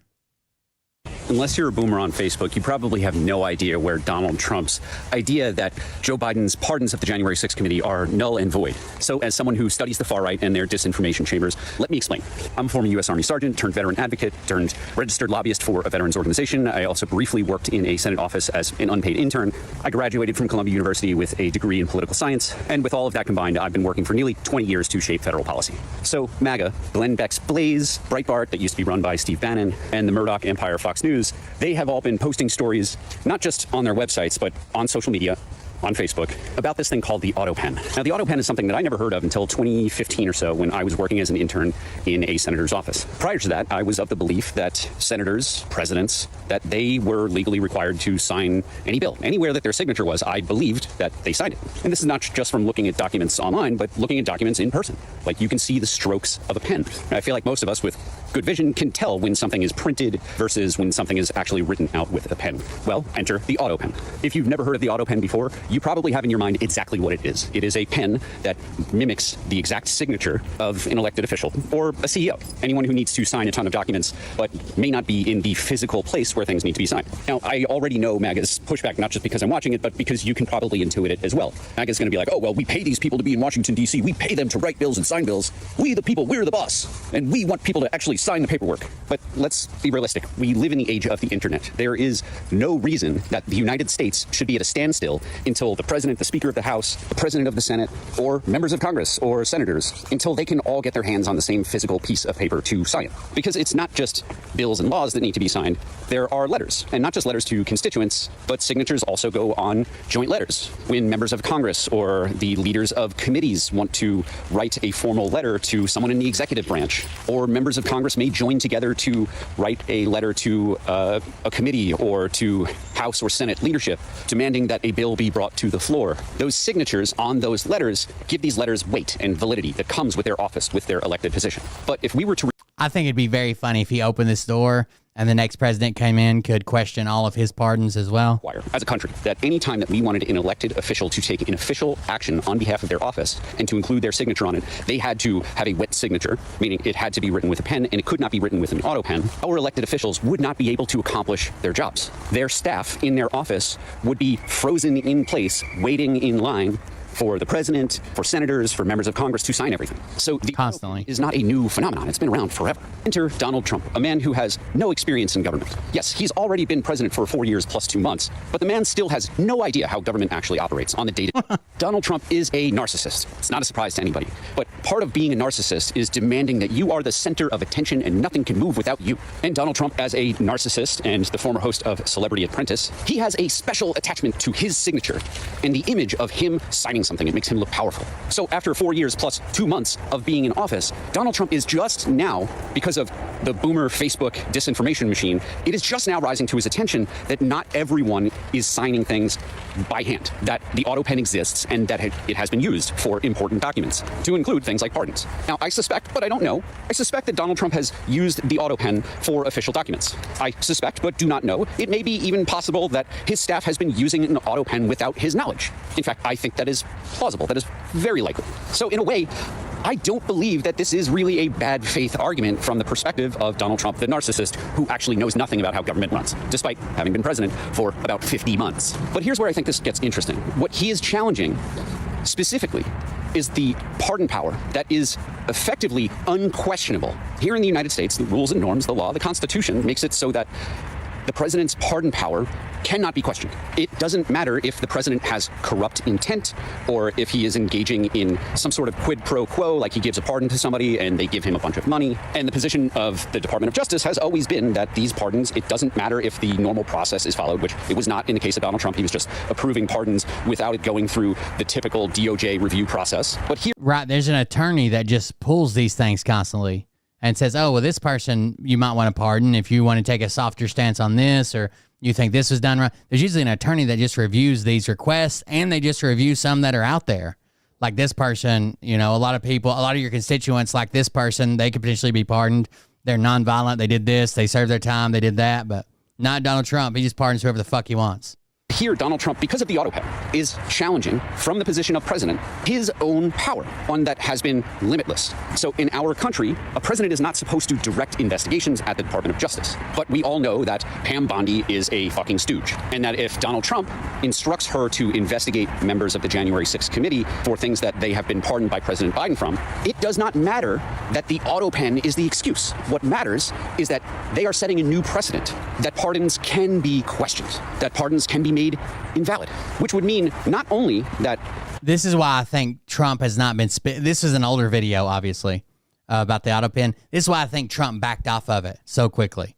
Someone told him, well, look, I know you have a real issue, auto pen, whatever you're saying, but if we start questioning the power of the president to pardon for clemency, right, then that opens it up for other people. And Trump probably plans on pardoning him and his whole family before he leaves. We could question Donald Trump if he were to pardon himself on his way out of office, but also that we could retroactively go back and question all of his pardons before. So this puts the supermajority on the Supreme Court that thinks the president is a king in a really uncomfortable position, because now they have to decide, is the president a king or is the president a king, right? Does he have limitless power to say that pardons don't matter, or are his pardons unquestionable?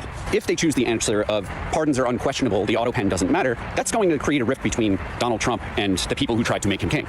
If they decide that the president is a king and he can say that prior presidents' pardon powers are no longer unquestionable, that would establish new case law that would give the next president the power to declare invalid all of Donald Trump's pardons, which would include all of the January 6th insurrectionists. It would include Donald Trump himself and all of his other co-conspirators, not just for past crimes under the first administration, but for all of the criminal activity that they are engaging in today. And that means that co-president Musk, he's pretty vulnerable, because everything that Musk and the Doggy Boys are doing right now, they are doing believing that Donald Trump can and will issue them pardons to protect them from future investigation and repercussions for their law-breaking behavior. So in a weird kind of way, I kind of have to thank the boomer disinformation campaign on Facebook, who are just discovering that the auto pen is a thing and are saying that the auto pen makes it so that nothing is legal, because this disinformation campaign is resulting in their king coming for their king's own power. And while the rest of normal people were sleeping on the East Coast, Donald Trump was up rage tweeting on Truth Social and declaring his opposition always one of his most dangerous powers, the power to pardon anybody for any criminal activity. So yes, is this scary because this is one more step towards tyranny? Absolutely. But if we ever have elections again, and I believe we will, and I believe that democracy will win, these late night rage tweets are probably going to land Donald Trump in some trouble. So that's a long way of saying silver linings. That's honestly why I think he backed off of it so much, because someone told him, like, hey, if you do this, you know, someone's going to do it to you in the future, right? Which is how you ought to look at basically everything you do as a president, especially only being there for 4 years or whatever. Here's something funny, a couple funny things. Trump's got a new statue.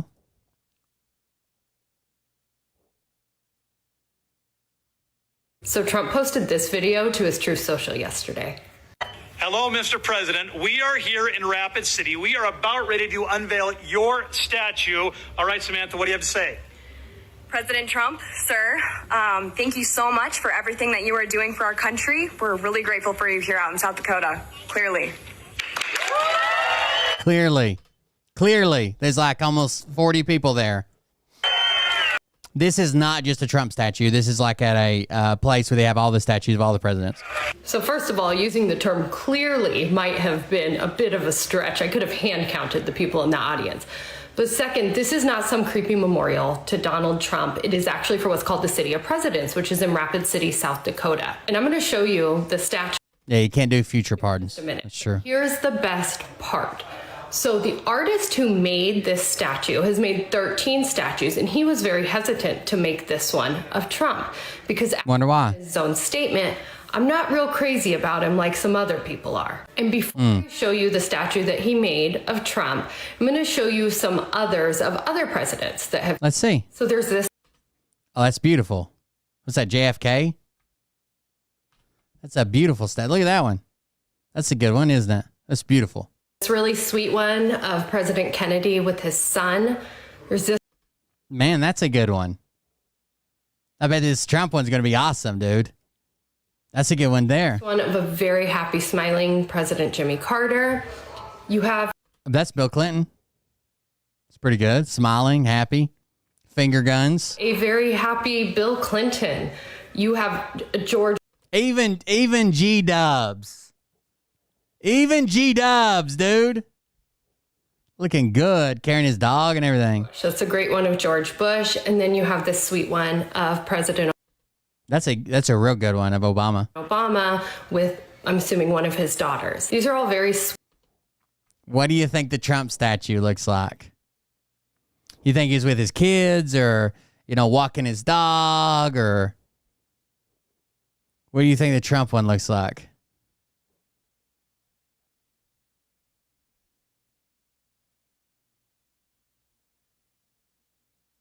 Sweet and respectful statues of our former president. And are you ready? Here's President.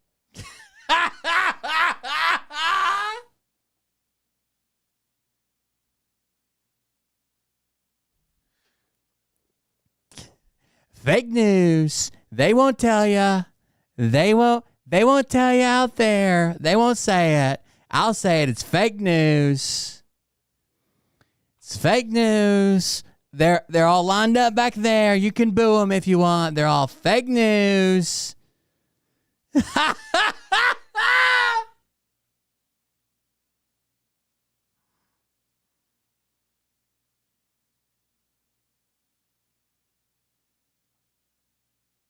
Donald Trump is like 3 dogs in a trench coat, bro. Fake news. I'll tell you right now.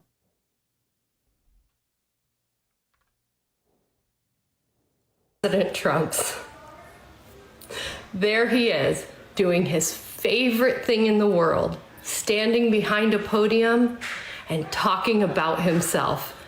In a way, I think the artist, he nailed it, first of all, but also I think that might be I already did. his little jab, because all the others, they're such great statues.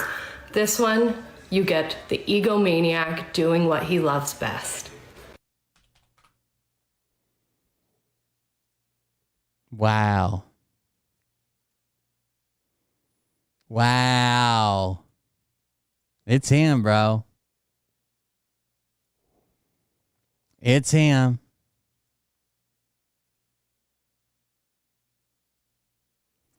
Fake news. I always told him it's fake news.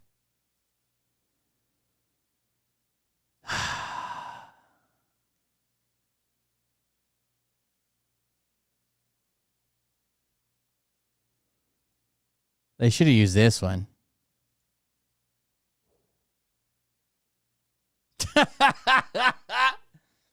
They should use this one. I'm sure he saw it. He shared the unveiling ceremony video. I don't think he shared the statue, but he shared the unveiling ceremony thing.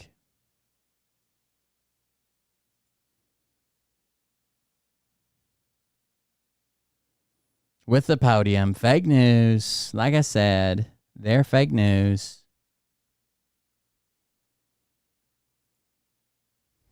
All right. I got a guy who's doing the impossible, okay? This guy's training himself to talk backwards. EA Sports. It's in the game. So then he plays it backwards and listens to it. EA Sports. Yeah, EA Sports. It's in the game.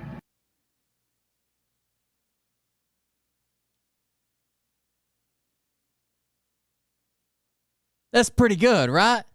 EA Sports. It's in the game. Play it backwards. Then he tries it. And then the results. EA Sports. It's in the game. It's not bad.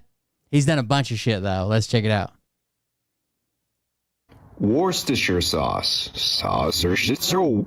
Sauce or shit so. Worcestershire sauce. Worcestershire sauce. Sauce or shit so. Sauce or shit so. Worcestershire sauce. Worcestershire sauce. Sauce or shit so. Sauce or shit so. Worcestershire sauce. His shit's blowing up. It's getting a lot of views for sure. Terrible health insurance. I plead the fifth. Fifth Ethiopia. I plead the fifth. I plead the fifth. Fifth Ethiopia. Fifth Ethiopia. I plead the fifth. It's pretty good, honestly. We just watched that one. Fingerprints were planted. The snails bro, snare bringeth so. The snails bro, snare bringeth so. Those fingerprints were planted. Those fingerprints were planted. The snails, bro. Snare bringeth so. The snails bro, snare bringeth so. Those fingerprints were planted. It's pretty damn good, dude. Blue Powerade. Darawap will blue Powerade.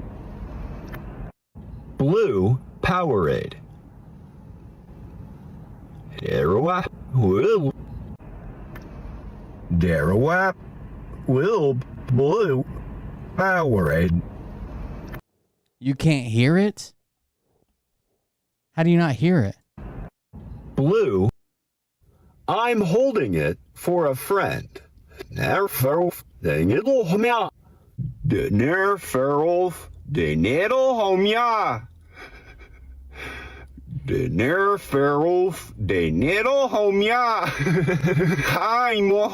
it for a friend.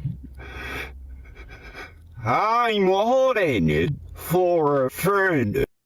I'm holding it for a friend.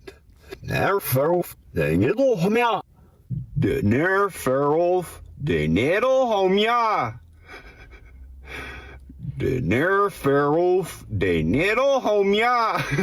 you did that one twice. I'm holding it for a friend.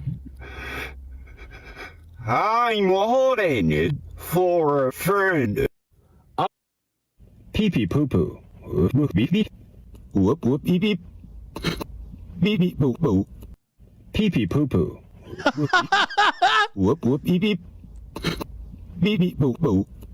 Pee pee. Taco cat.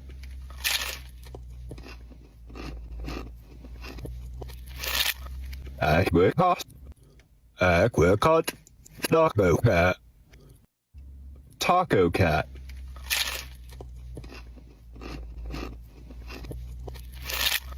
Aquacot. Taco cat. That's not mine, officer. Ursifania Monstead. Ursifania Monstead. Ursifania Monstead. That's not mine, officer. That's not mine, officer. That's pretty good. Not mine, officer. Ursifania Monstead. Ursifania Monstead. Ursifania Monstead. That's not mine, officer. He's saying the thing, then he's playing it in reverse. Then he's trying to repeat what he hears in reverse. And the very last thing he says is it playing his reverse speech forward, and it sounds slightly like it. So the only thing that sounds like it is the first thing he says and the very last thing he says. That's not mine, officer. That's not... Especially in... And it's pretty close, to be honest with you. Mediterranean Sea. Is Mediterranean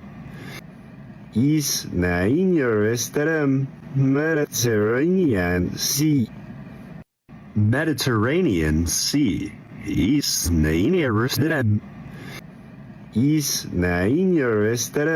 Mediterranean Sea. Right. But just because you spell something spells the same thing forward and backwards, like race car, doesn't mean it's pronounced the same forwards and backwards.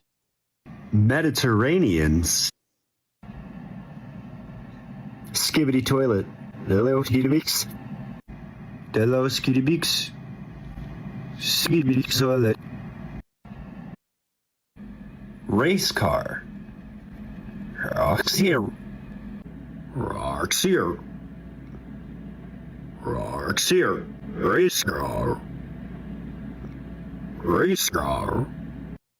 That one worked. We have your son. Nostri value.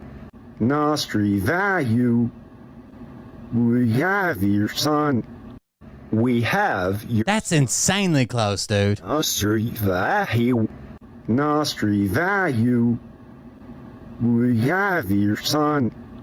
I wonder how many times he practices this shit. It's got to be a lot, right?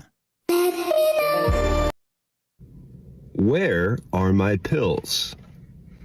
Slip yamra Slip yamra Where are my pills?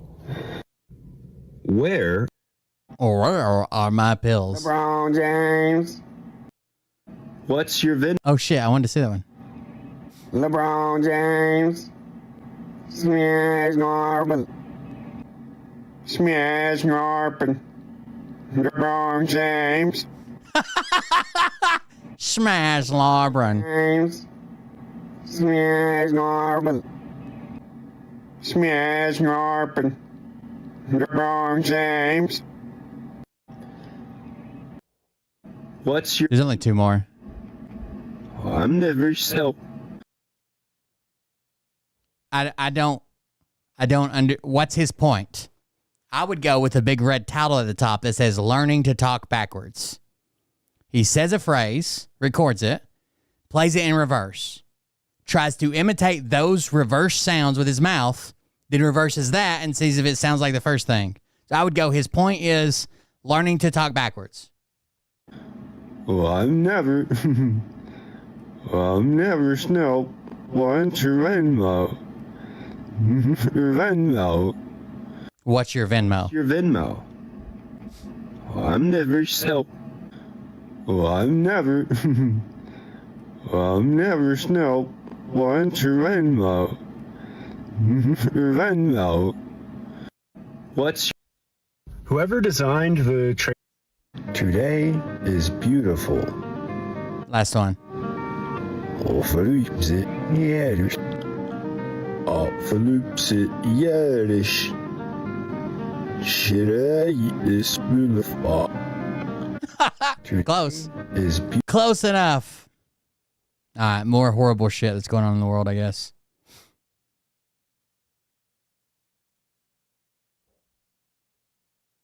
So my dream job... Yeah, I mean, you could do it as well. Like, you just say something, flip the clip. Say anything you want, flip the clip. It's going to sound like bullshit gibberish. You try to make that bullshit gibberish sound, and then when you reverse that, it'll sound kind of like the set of words. Everybody, some people in chat are acting like they're so confused by it. I don't know. So my dream job is gone because Trump and Rubio decided to eliminate the War Crimes Office from the state. The War Crimes Office? Not only the War Crimes Office, but all of the offices that touch on human rights have been either completely eliminated or gutted, stripped for parts. I spent my whole career doing research, working directly with victims and to make a video. The shit's interesting. Did you think there was going to be like a thesis he was going to write, or maybe he encounters a group of people from a different universe who only speak backwards? Have you ever been on TikTok? Have you ever had fun? To eliminate the War Crimes Office from the State Department. Not only the War Crimes Office, but all of the offices that touch on human rights have been either completely eliminated or gutted, stripped for parts. I don't get 99% of the shit you do. Okay. Now it's settled, I guess. The War Crimes Office from the State Department. Not only the War Crimes Office, but all of the offices that touch on human rights have been either completely eliminated or gutted, stripped for parts. I started following this account. So she used to work in the office that investigates war crimes. And of course, that's been gutted, shut down. Who gives a fuck? Elon Musk and Doge got it. I spent my whole career doing research, working directly with victims in many countries, working for civil society organizations and human rights organizations, going to war zones. And finally, I had a job where I could be the voice inside of government for these victims to make sure that we were holding the worst of the worst bad guys, the war criminals, accountable for their awful atrocities. Something that makes us all safer and stronger. But that job is gone, and here I am on TikTok, and me and my Velcro baby here want to know what you want to learn. What can I share with you? Excluding classified or sensitive info, of course, that is reserved for Signal. Just kidding. That would be helpful. Let me know in the comments. I don't know if anything will ever come of this, but I do think it's interesting that she worked in the War Crimes Department. Her job was just fucking slashed, and now she's doing TikToks about it. But she's only done 2 so far. One on Palestine. That's a really fair question. It says, what were you doing for Palestine when you held that position?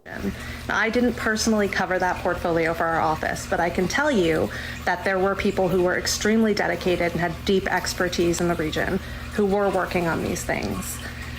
And the point of our office was that there was someone to fight the good fight from the inside, to be the voice that was speaking for respect for human rights and respect for international law. Thank you for your subscription. It doesn't mean we won every battle, but we were there. We were making sure that these issues were being heard and considered, and that it was being put on the record that they were being considered. Unfortunately, this administration has done everything it can. There's somebody in the comments that says, not to be that guy, but the last administration somehow managed to fumble on Palestine just as badly, if not worse. So again, the left didn't like Joe Biden giving aid, military aid, to Israel, right? And there was also a post written that he did not reach out for a ceasefire right after the fucking attack happened. Do you think it would have been plausible on October 10th? The attack happened on October 7th. On October 10th, do you think it would have been plausible to talk to the Israeli government into a ceasefire? Or do you think that's more of like a longer term goal? Because one of the things that happens with humans is fucking vengeance. I don't know what to tell you. But to think that they're doing just as badly, if not worse, than what Trump's doing, because Trump has just said, wipe them off the face of the earth, right? We'll get them the fuck out of there and we'll make a resort. You think the Biden administration or potentially the Kamala Harris administration would be just as bad, if not worse, than Trump? It's like suddenly, for the first time in their life, that these far leftist people can't arrange what's more evil or what's worse, right? This is bad. This is also bad. They're probably about the same. And to circumvent the normal fucking idiots process. So outcomes on issues like ours have only gotten worse. It's been a process of silencing us from the moment that Trump took office. And now here we are. And then there's one more about Putin here. Fortunately, it's a super long list. The war crimes Putin has done. The State Department determined that Russian forces and officials have committed war crimes and crimes against humanity. These include indiscriminate attacks, attacks targeting civilians, executions. Oh, thank you. I just got a donation. Thank you for the donation.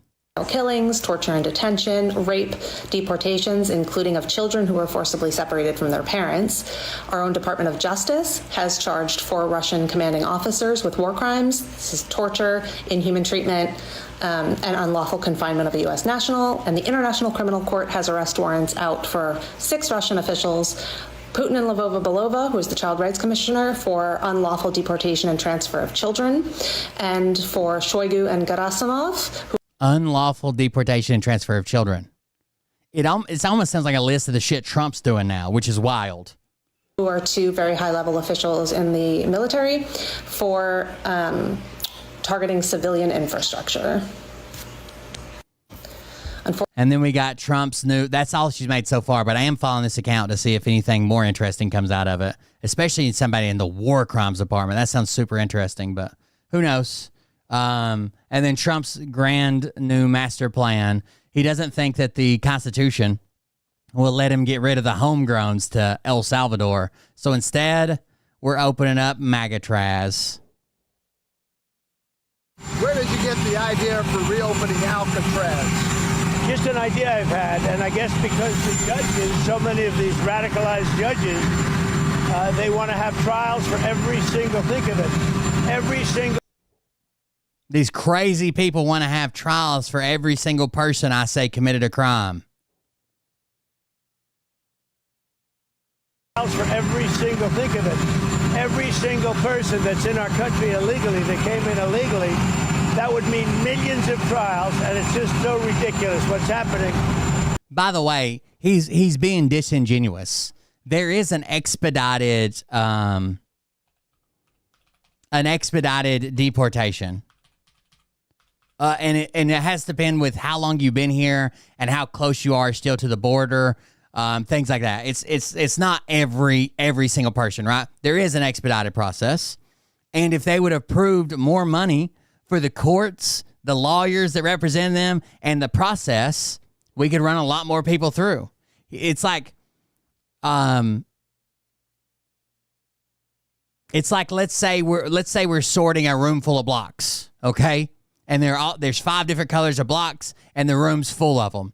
But I only let one fucking person go in there and sort blocks. And I'm like, well, it takes a long time. You know, I wish we didn't have to sort them. So we're just mixing all the colors together. We can't sort them.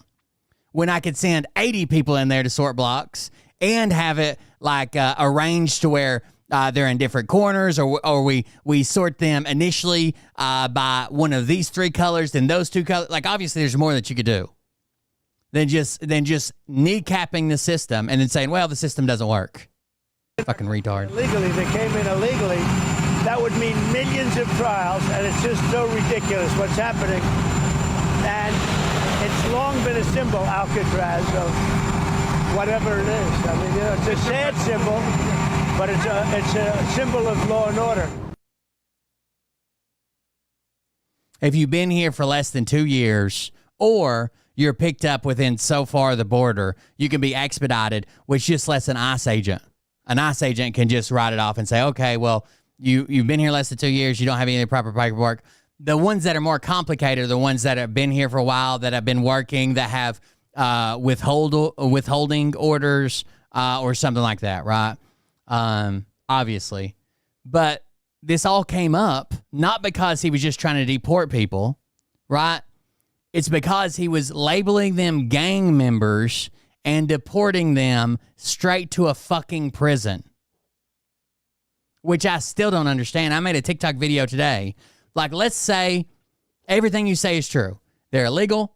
They need to be deported. They don't get due process on the way out because they didn't have it on the way in or some shit, whatever. They didn't follow the process on the way in. Let's say all of that's true. Why are we deporting them straight to a maximum security prison? Why wouldn't we just send them to their country? Or another country, a friendly country, like even Mexico. Just be like, here, you're in Mexico, bye. Why are they going straight to prison? No one can answer that because they haven't been convicted of a crime. And if you want to say, well, we're not sending them straight to a prison, we're sending them to El Salvador, and El Salvador is deciding to keep them in a prison. That's not what El Salvador is saying. That's not what they're saying. The only reason they're in prison is because you're paying us to put them in prison. El Salvador is not saying they're holding them from any sort of crime. They're saying the U.S. paid us to put these people in prison. If we're going to put people in prison any fucking where, they ought to have a trial. Obviously, people that the ICE agents like see walk across the border and they're like, no, turn around, go back, dummy. I'm standing right here. Those people don't get a trial. Been here less than 2 years, probably don't get a trial. You're probably going back. Get caught close to the border, can't prove how long you've been here, you're going back pretty quick, right? You don't have any documentation. But when we're sending people to a prison, why the fuck wouldn't they have a trial?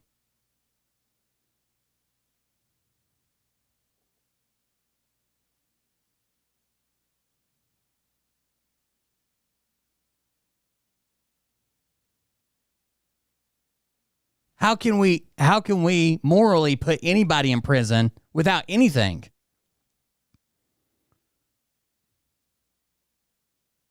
Even if they're members of gangs.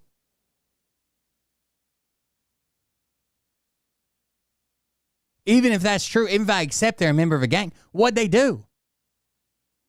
Were they murdering for the gang or selling drugs for the gang or human trafficking or beating people up or what? I don't know. Maybe it's me. Maybe I don't get it. Well, I know it's me. I know I don't get it, I guess I should say. I don't know how they're going straight to fucking prison. That doesn't make any goddamn sense. Without anything. I don't know. Pretty crazy, folks, but that's the world we live in, I guess.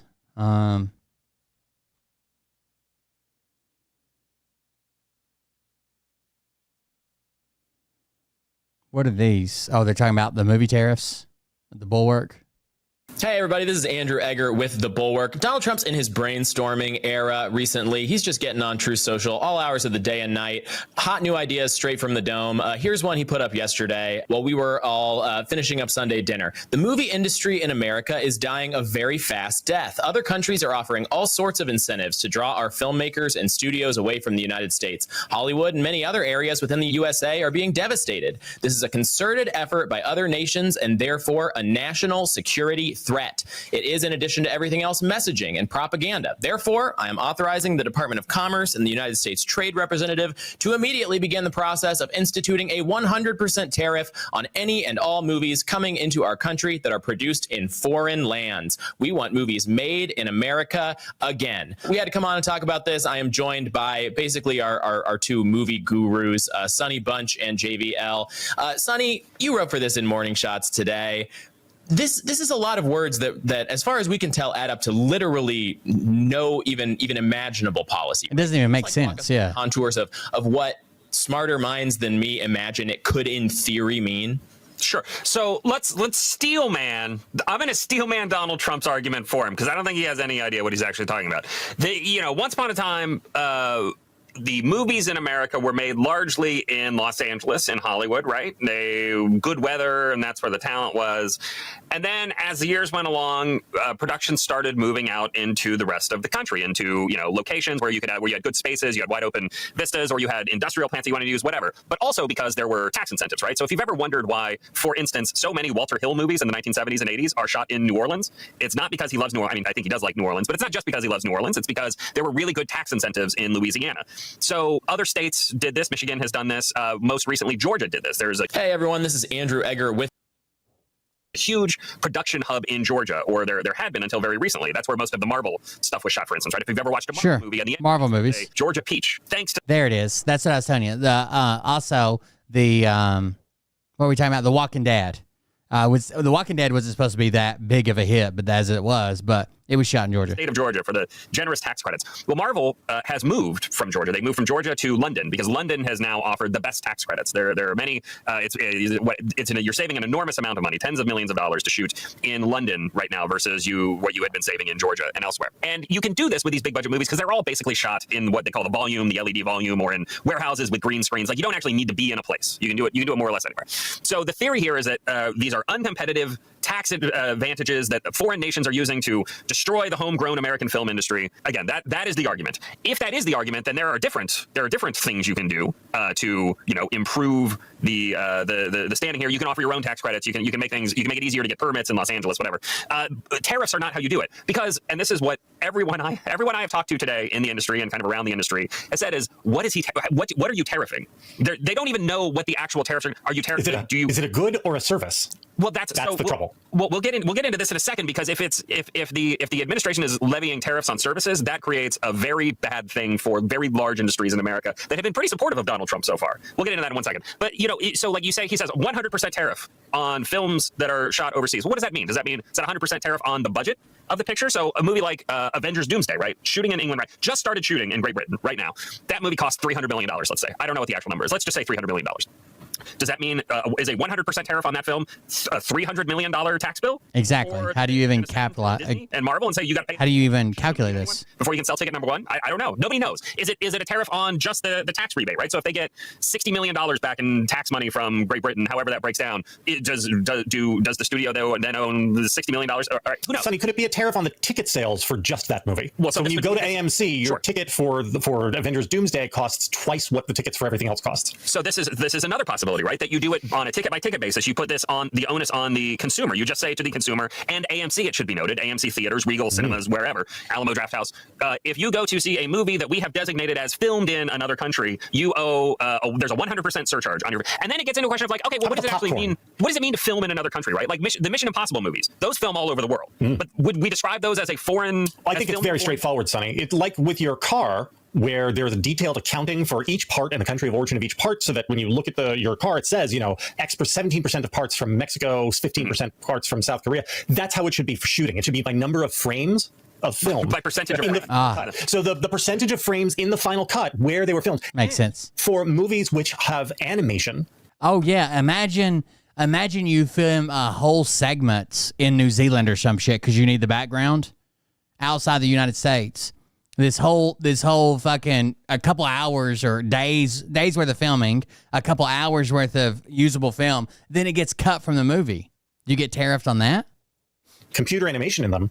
I think that should be billed by the country that the computer animators were sitting in while they built the computer animation scenes. Yeah. No, I mean, it's just obvious to me. Well, we're going right into it. We're going to have a new American Cinematic Labeling Act to get us through all this stuff. Can I ask? Sorry, look, Sonny, I know you're steel manning this. There's another term for it, which I think you might call gilding the lily a little bit here, right? I mean, like this is an insane tweet in a lot of ways, in basically every way. But I did want to circle back around to the thing you guys were gesturing at just a minute ago and ask you, JBL, because this is kind of like a classic Trump thing, where it's like, what a silly man, what a silly thought. Wait a minute, there is actually like a really alarming potential new situation he could kind of just stumble into with this, which is opening the can of worms of tariffs on services, right? As opposed to just goods moving from country to country. So that's the point. It's hard to tax on any of this.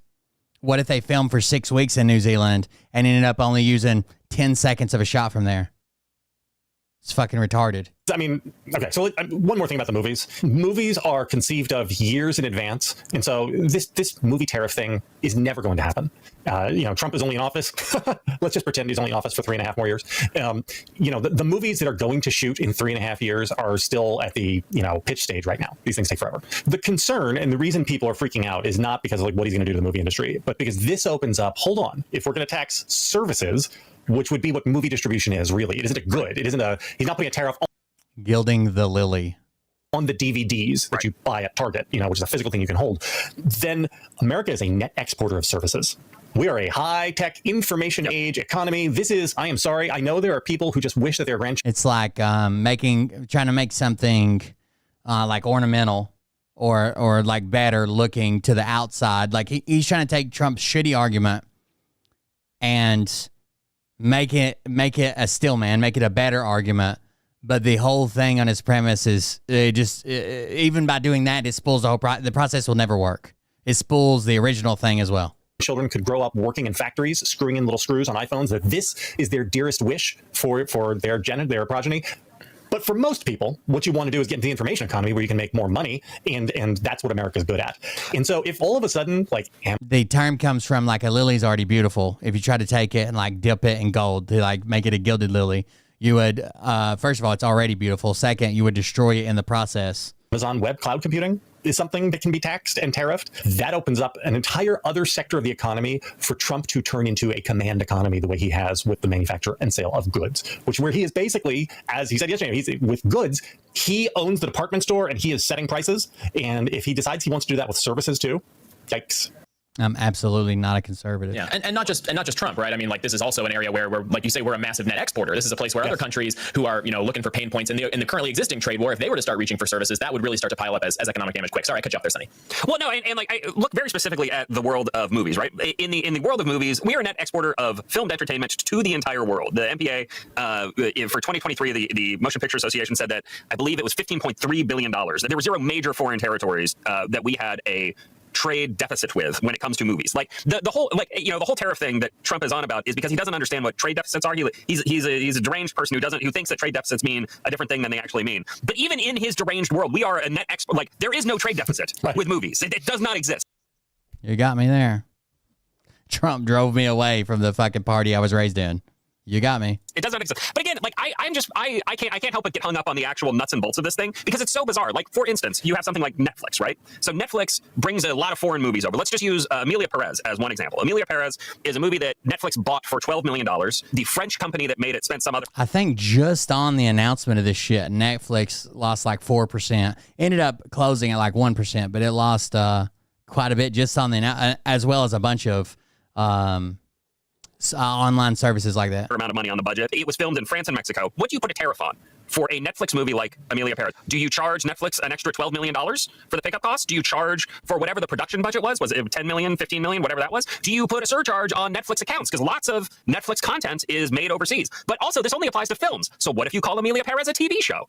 Is it then exempt from this? Like, it's is it a movie if it's streaming, or is it only a movie if it's in a theater? Great question, JVL. Nobody knows. Nobody knows, because this is an insane. And look, here's the other thing: is I think most people in Hollywood right now. There's a story in Hollywood Reporter today that's like the Trump White House has something like, we're still working on ideas, and the sense I get from everybody in Hollywood is that they're expecting this to go nowhere because it's so bizarre. Obviously, it's fucking dumb on its face. It's dumb. And hard to implement. And like, again, just nobody understands what he means when he says 100% tariff. 100% tariff on what? What? I don't think this is a thing that will ever end up happening. What it does do, though, is it introduces uncertainty into the marketplace. There are movies that are starting to shoot right now or are going to shoot in like a month in London. Do those companies then say, wait, hold on, are we going to shoot this here if we're going to get a surprise $400 million tax bill in 18 months when this movie is about to do? Like, what are we supposed to do? Nobody understands what this means, what the charges are, what the potential charges are, what the potential coverage liability is. It's insane. It's an insane thing. Sonny, you don't get it, man. It's all art of the deal.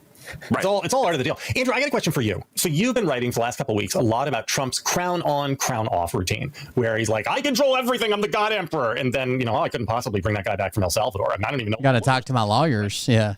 This is the first time we've seen a version of this with tariffs, where he has, as Sonny said, he has tended to explain tariffs as trade deficits. But now in movies are a place where we have a trade surplus. And he's also saying that we need tariffs there. Does that suggest that maybe he's not as stupid as we think, and that the trade deficit talk is just an excuse to go to a command economy socialism? It's not.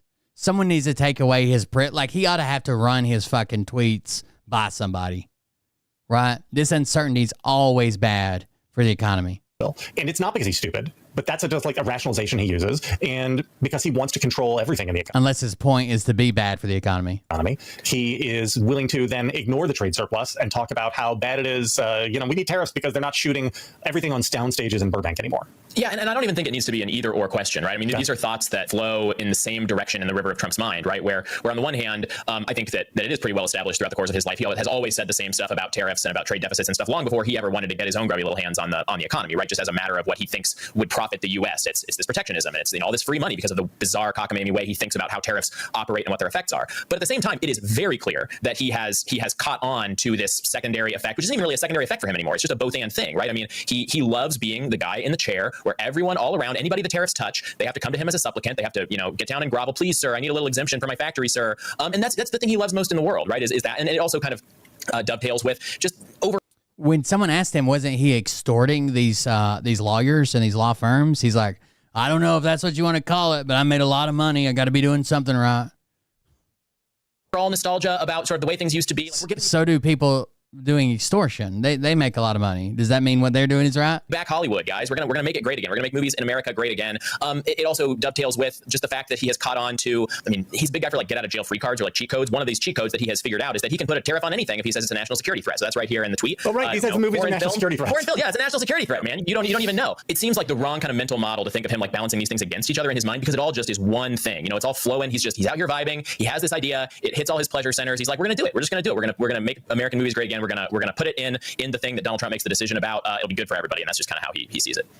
I don't know. That's what I think. What do you think? I don't know. I mean, in a weird way, guys, one of the things that I think about here a lot is, I know it doesn't seem like they should be connected, but like biomedical research. So the Trump administration is killing another thing that America is very, very good at, biomedical research. And this is done under the auspices of DOGE and shutting down NIH and all that. again, it's going after a place where America is strong and has a strong competitive advantage, in addition to going after the places where, like manufacturing, and it's the same thing. They're trying to blow everything up, but this under the guise of pure nihilism, I think. And that's where I just feel like, I don't know, like this guy is doing a Thelma and Louise thing, except he's got the entire country like shoved into the trunk of the car. Yeah. Man. I'm so excited to find out. The one thing that kind of pulls me in a slightly different direction than that analysis is just that I think the guy's own confidence in his own ability to be the guy who runs the centrally planned command economy. I mean, his self-confidence truly knows no bounds as far as all this stuff is concerned. He's like, the hand of the market, that's fine, but like, wait until you see the Trump economy, and it's gonna blow up. We're gonna see returns like we've never seen. I'm gonna get reelected in 2028 with 80% of the popular vote. Like that. I think these are the kind of stories that he tells himself. And I guess the question is, like, if you are in the trunk of that car, how much does it actually matter whether the guy has a death wish or is like, no, trust me, this is gonna be really great. We're gonna go off the cliff. It's still in the trunk. Yeah. I don't know. You guys have anything else you want to add on this before we take it home? I got one question for Sonny. Yeah. So you seem like you're all outraged on general principle, but if Trump were to figure out a tariff scheme to favor physical media and encourage the production of physical media in America again, as opposed to streaming, you'd be into it, wouldn't you? Well, yeah, of course. We need the physical media here. We need to make it here. We can't just make it in Germany and Mexico and everywhere else. We need the plants here. 1,000% tariff on streaming of movies and tax breaks for the sale of Blu-ray. Oh, they're making a joke. Look, obviously. The Sunny Bunch program. All I'm saying is that if he instituted some sort of drone program to go after the overseas piracy hubs, I would have to look the other way for at least a little bit. All right. We'll leave it there. You heard it here first, folks. Thanks, y'all, for watching. Subscribe to the feed. Go to thebulwark.com. Sonny had a great thing on this in the morning. All right. So the other thing that popped up, you guys remember the dick sucking meeting or whatever they had that was going around? Well, this image came out of it where Elon Musk was wearing all the hats, and he's like, some people say I wear a lot of hats. Comedy's back or whatever. This image came out of it. Now, obviously, you're not zoomed in on this image, but I can help you with that. There's an app. This was right before Mike Waltz was left the group chat, too. Right before he was promoted. Right before he was promoted, which really means he was fired. But they didn't want bad press around it. So instead of firing, they sent him to a UN position or whatever, right?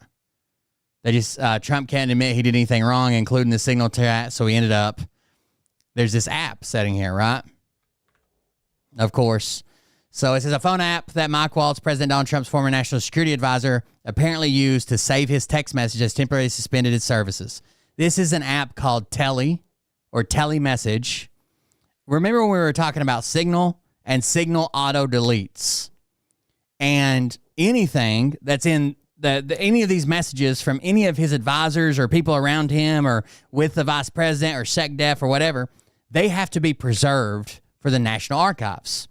And in their Signal chat, they had auto delete on, right?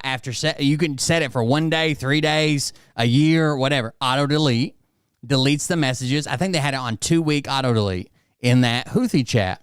And that Houthi chat between the SecDef and the VP and all these other people, that's definitely falls under the National Archives and the Records Act. So they, again, because they're not doing this the right fucking way, if they're using Signal, they also have to use Telemessage. What does Telemessage do? It is a app that you can assign to store your messages, because, again, the messages have to be preserved, and they have to be in a way that they can download them off your phone and put them in the National Archive, right? If they're about official shit. And the non-official shit, you're texting your wife about the grocery store or some shit. Groceries, such an old-fashioned word. But if you're texting her about groceries, or you're have to come to the Oval Office to do Trump's back and his spray tan or whatever, like non-official shit, you delete. So Telemessage does that. The problem is Telemessage has been hacked. Telemessage, which makes software preserving and organizing messages sent via Signal and other mobile apps, is responding to a recent security incident and has hired an external cybersecurity firm to help investigate. A spokesperson. So every message he sent that was official through Signal that they weren't supposed to be fucking using has been backed up on the servers of Telemessage. It's not stored locally on your phone. As many messages they send, their phone memory would be fucked in a few days, right? So every message that we don't want the enemies to get, they've been fucking hacked. Responding to a recent security incident that has hired an external cybersecurity firm to help investigate, a spokesperson for the Oregon-based digital communications firm Smarsh, which is a parent company of Telemessage, told CNN. Quote, out of an abundance of caution, all telemessage services have been temporarily suspended. All other Smarsh products and services remain fully operational. Now, if this was just out of an abundance of caution and they didn't think that they had actually been hacked and probably lost user data, then they wouldn't shut the whole fucking thing down, okay? If they just had like some random guy on the internet that makes a post that gets attention saying, I hacked telemessage, you wouldn't shut the whole app down. That'd be silly, right? They'd probably get 100 of those a day, you know? There's something credible there, or they wouldn't have froze all the accounts and locked it down. The extent of the hack is unclear. A Smarsh spokesperson did not immediately respond to questions about what data, if any, the hackers took. Smarsh acquired Israel-based telemessage last year.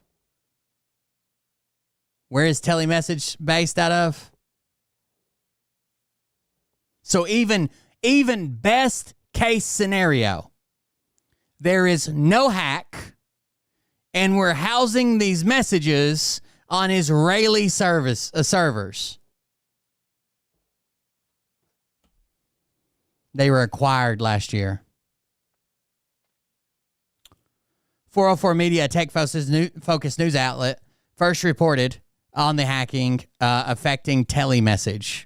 Waltz has been under intense pressure since news broke in March that he had inadvertently added an Atlantic's editor-in-chief to a signal chat in which senior members of the Trump administration disclosed sensitive information on a U.S. military strike in Yemen. A photograph taken by Reuters of Waltz on his phone during a cabinet meeting Wednesday appeared to show Waltz using telemessage. The photo appeared to show chat logs on Waltz's phone with Vice President J.D. Vance and Secretary of State Marco Rubio, among others. All three men were in the now infamous Signal group chat. It's fucking stupid, dude. Stupid. They're idiots, dude. And then literally Trump ran on locking Hillary up.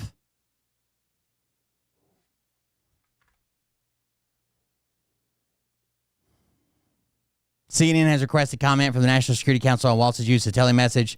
Trump announced on Thursday that Waltz would be leaving his post as National Security Advisor to serve as ambassador to the United Nations, pending a Senate confirmation. That'd be the quickest confirmation he's ever got to get him the fuck out of the National Security Council. Joshua Steinman, who served as top cyber official at the National Security Council in the first Trump term, said the use of telemessage, if confirmed, could serve as a juicy intel target for all foreign powers. If true, why was the U.S. government using a foreign-built technology, I don't care which foreign, to capture these messages? Steinman posted on X on Monday. Would literally be such a juicy intel target that I just straight up assume it's being exploited. Like he's saying, this private and foreign-based company is such a good target for hackers. I would just assume it's already compromised, and it's been compromised.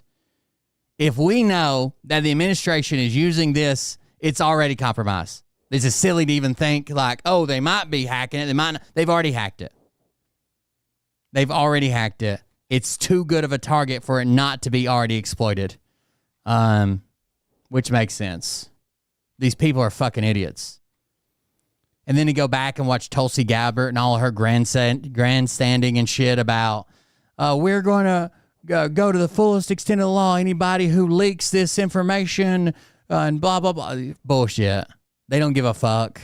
They give a fuck about what people they don't like do. And when they do the exact same fucking thing, they're like, oh, no, that's not what we were saying. We didn't do it. No, that's not it. A hacker has breached and stolen customer data from Telemessage, an obscure Israeli company that sells a modified version of Signal and other messaging apps to the U.S. government to archive messages, 404 Media has learned. The data stolen by the hacker contains the contents of some direct messages and group chats sent using its Signal clone, as well as a modified version of WhatsApp, Telegram, and WeChat. Telemessage was recently the center of a wave of media coverage after Mike Waltz accidentally revealed that he used the tool in a cabinet meeting with President Trump. The hack shows that an app gathering messages of the highest ranking officials in the government, Waltz's chats on the app, including recipients that appear to be Marco Rubio, Tulsi Gabbard, and J.D. Vance, contain serious vulnerabilities that allowed a hacker to trivially access the archived chats of some people who use the same tool. The hacker has not obtained the messages of cabinet members, Waltz, and to people he spoke to, but the hack shows that the archived chat logs are not end-to-end encrypted between the modified version of the messaging app and the ultimate archive destination controlled by telemessage customer. There you go. It's fucking, they're idiots. They're just fucking idiots. I don't know what else to say. They can't stop fucking themselves over. And of all people, I mean, Mike Waltz should be fired, but God damn, Pete Hegseth should be fired. Right? Like, of all people. Holy fuck.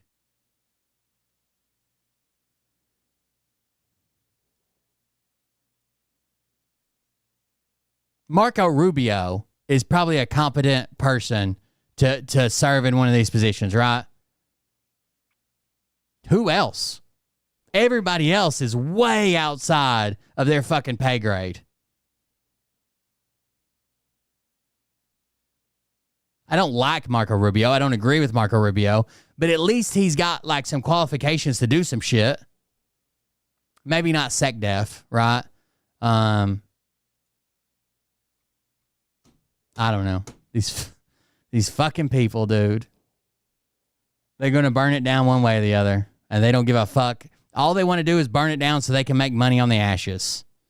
So they can make, there is no such thing as a 36-month subscribe. I don't know what that means. If you subscribe for 36 months in a row, that's a 36-month subscription.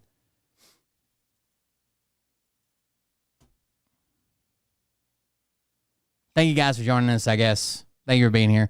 Please consider supporting the show over at coldbeer.fund, coldbeer.fund. You can use any of the links there to send a donation. The easiest one to use at the bottom is just a PayPal link. But there's Buy Me a Coffee. If you want a message read on screen, you can join our Patreon. There's a couple different donation animations you can use. Check that out. Coldbeer.fund. I'm out for the night. I'll be back tomorrow sometime, I guess. If I don't end it all. Thank you guys for joining us. Thank you for being here. I appreciate it. Please like, share, whatever you can do on whatever platform you're on. And we'll see you about the next one. Have a good night. Love you. See you. Bye. Thank you, Jilly's mom, for the donation. Appreciate it.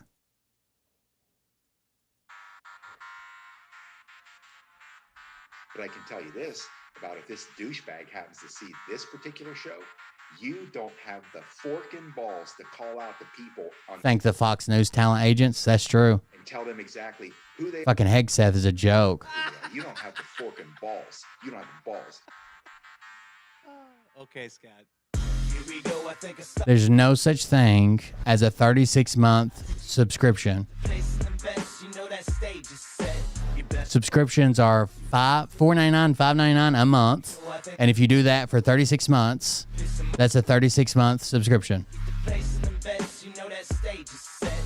It's month to month, no matter what. And then it adds up how long you've been subscribed. Well, listen, bitch, I came equipped with a quick wit and a 6th sense for the stupid shit. Where my true believer? Y'all need Jesus. It depends on what app you're on, too. I think if you're on the computer, it's the cheapest. Then Google, a Google device, an Android, and then iPhone is the most expensive. They charge the most. Oh, thank you for the subscription, Walter. I appreciate it. Sorry you came in right as we were leaving. Baby eating lizard people, alien sex. What's next? Trump in a dress, fucking Flynn on his desk. A retard in a vest, climbing up 5G towers. Cause you told him if he did, he'd get fucking superpowers. Here we go, I think it started some shit. Piss him off, it's about to get lit. Get the place in the best, you know that. Why are you over here posting Jimmy Dean sausages? What's that about? Is that an inside joke I'm not part of? Piss him off, it's about to get lit. Get the place in the best, you know that stage is set.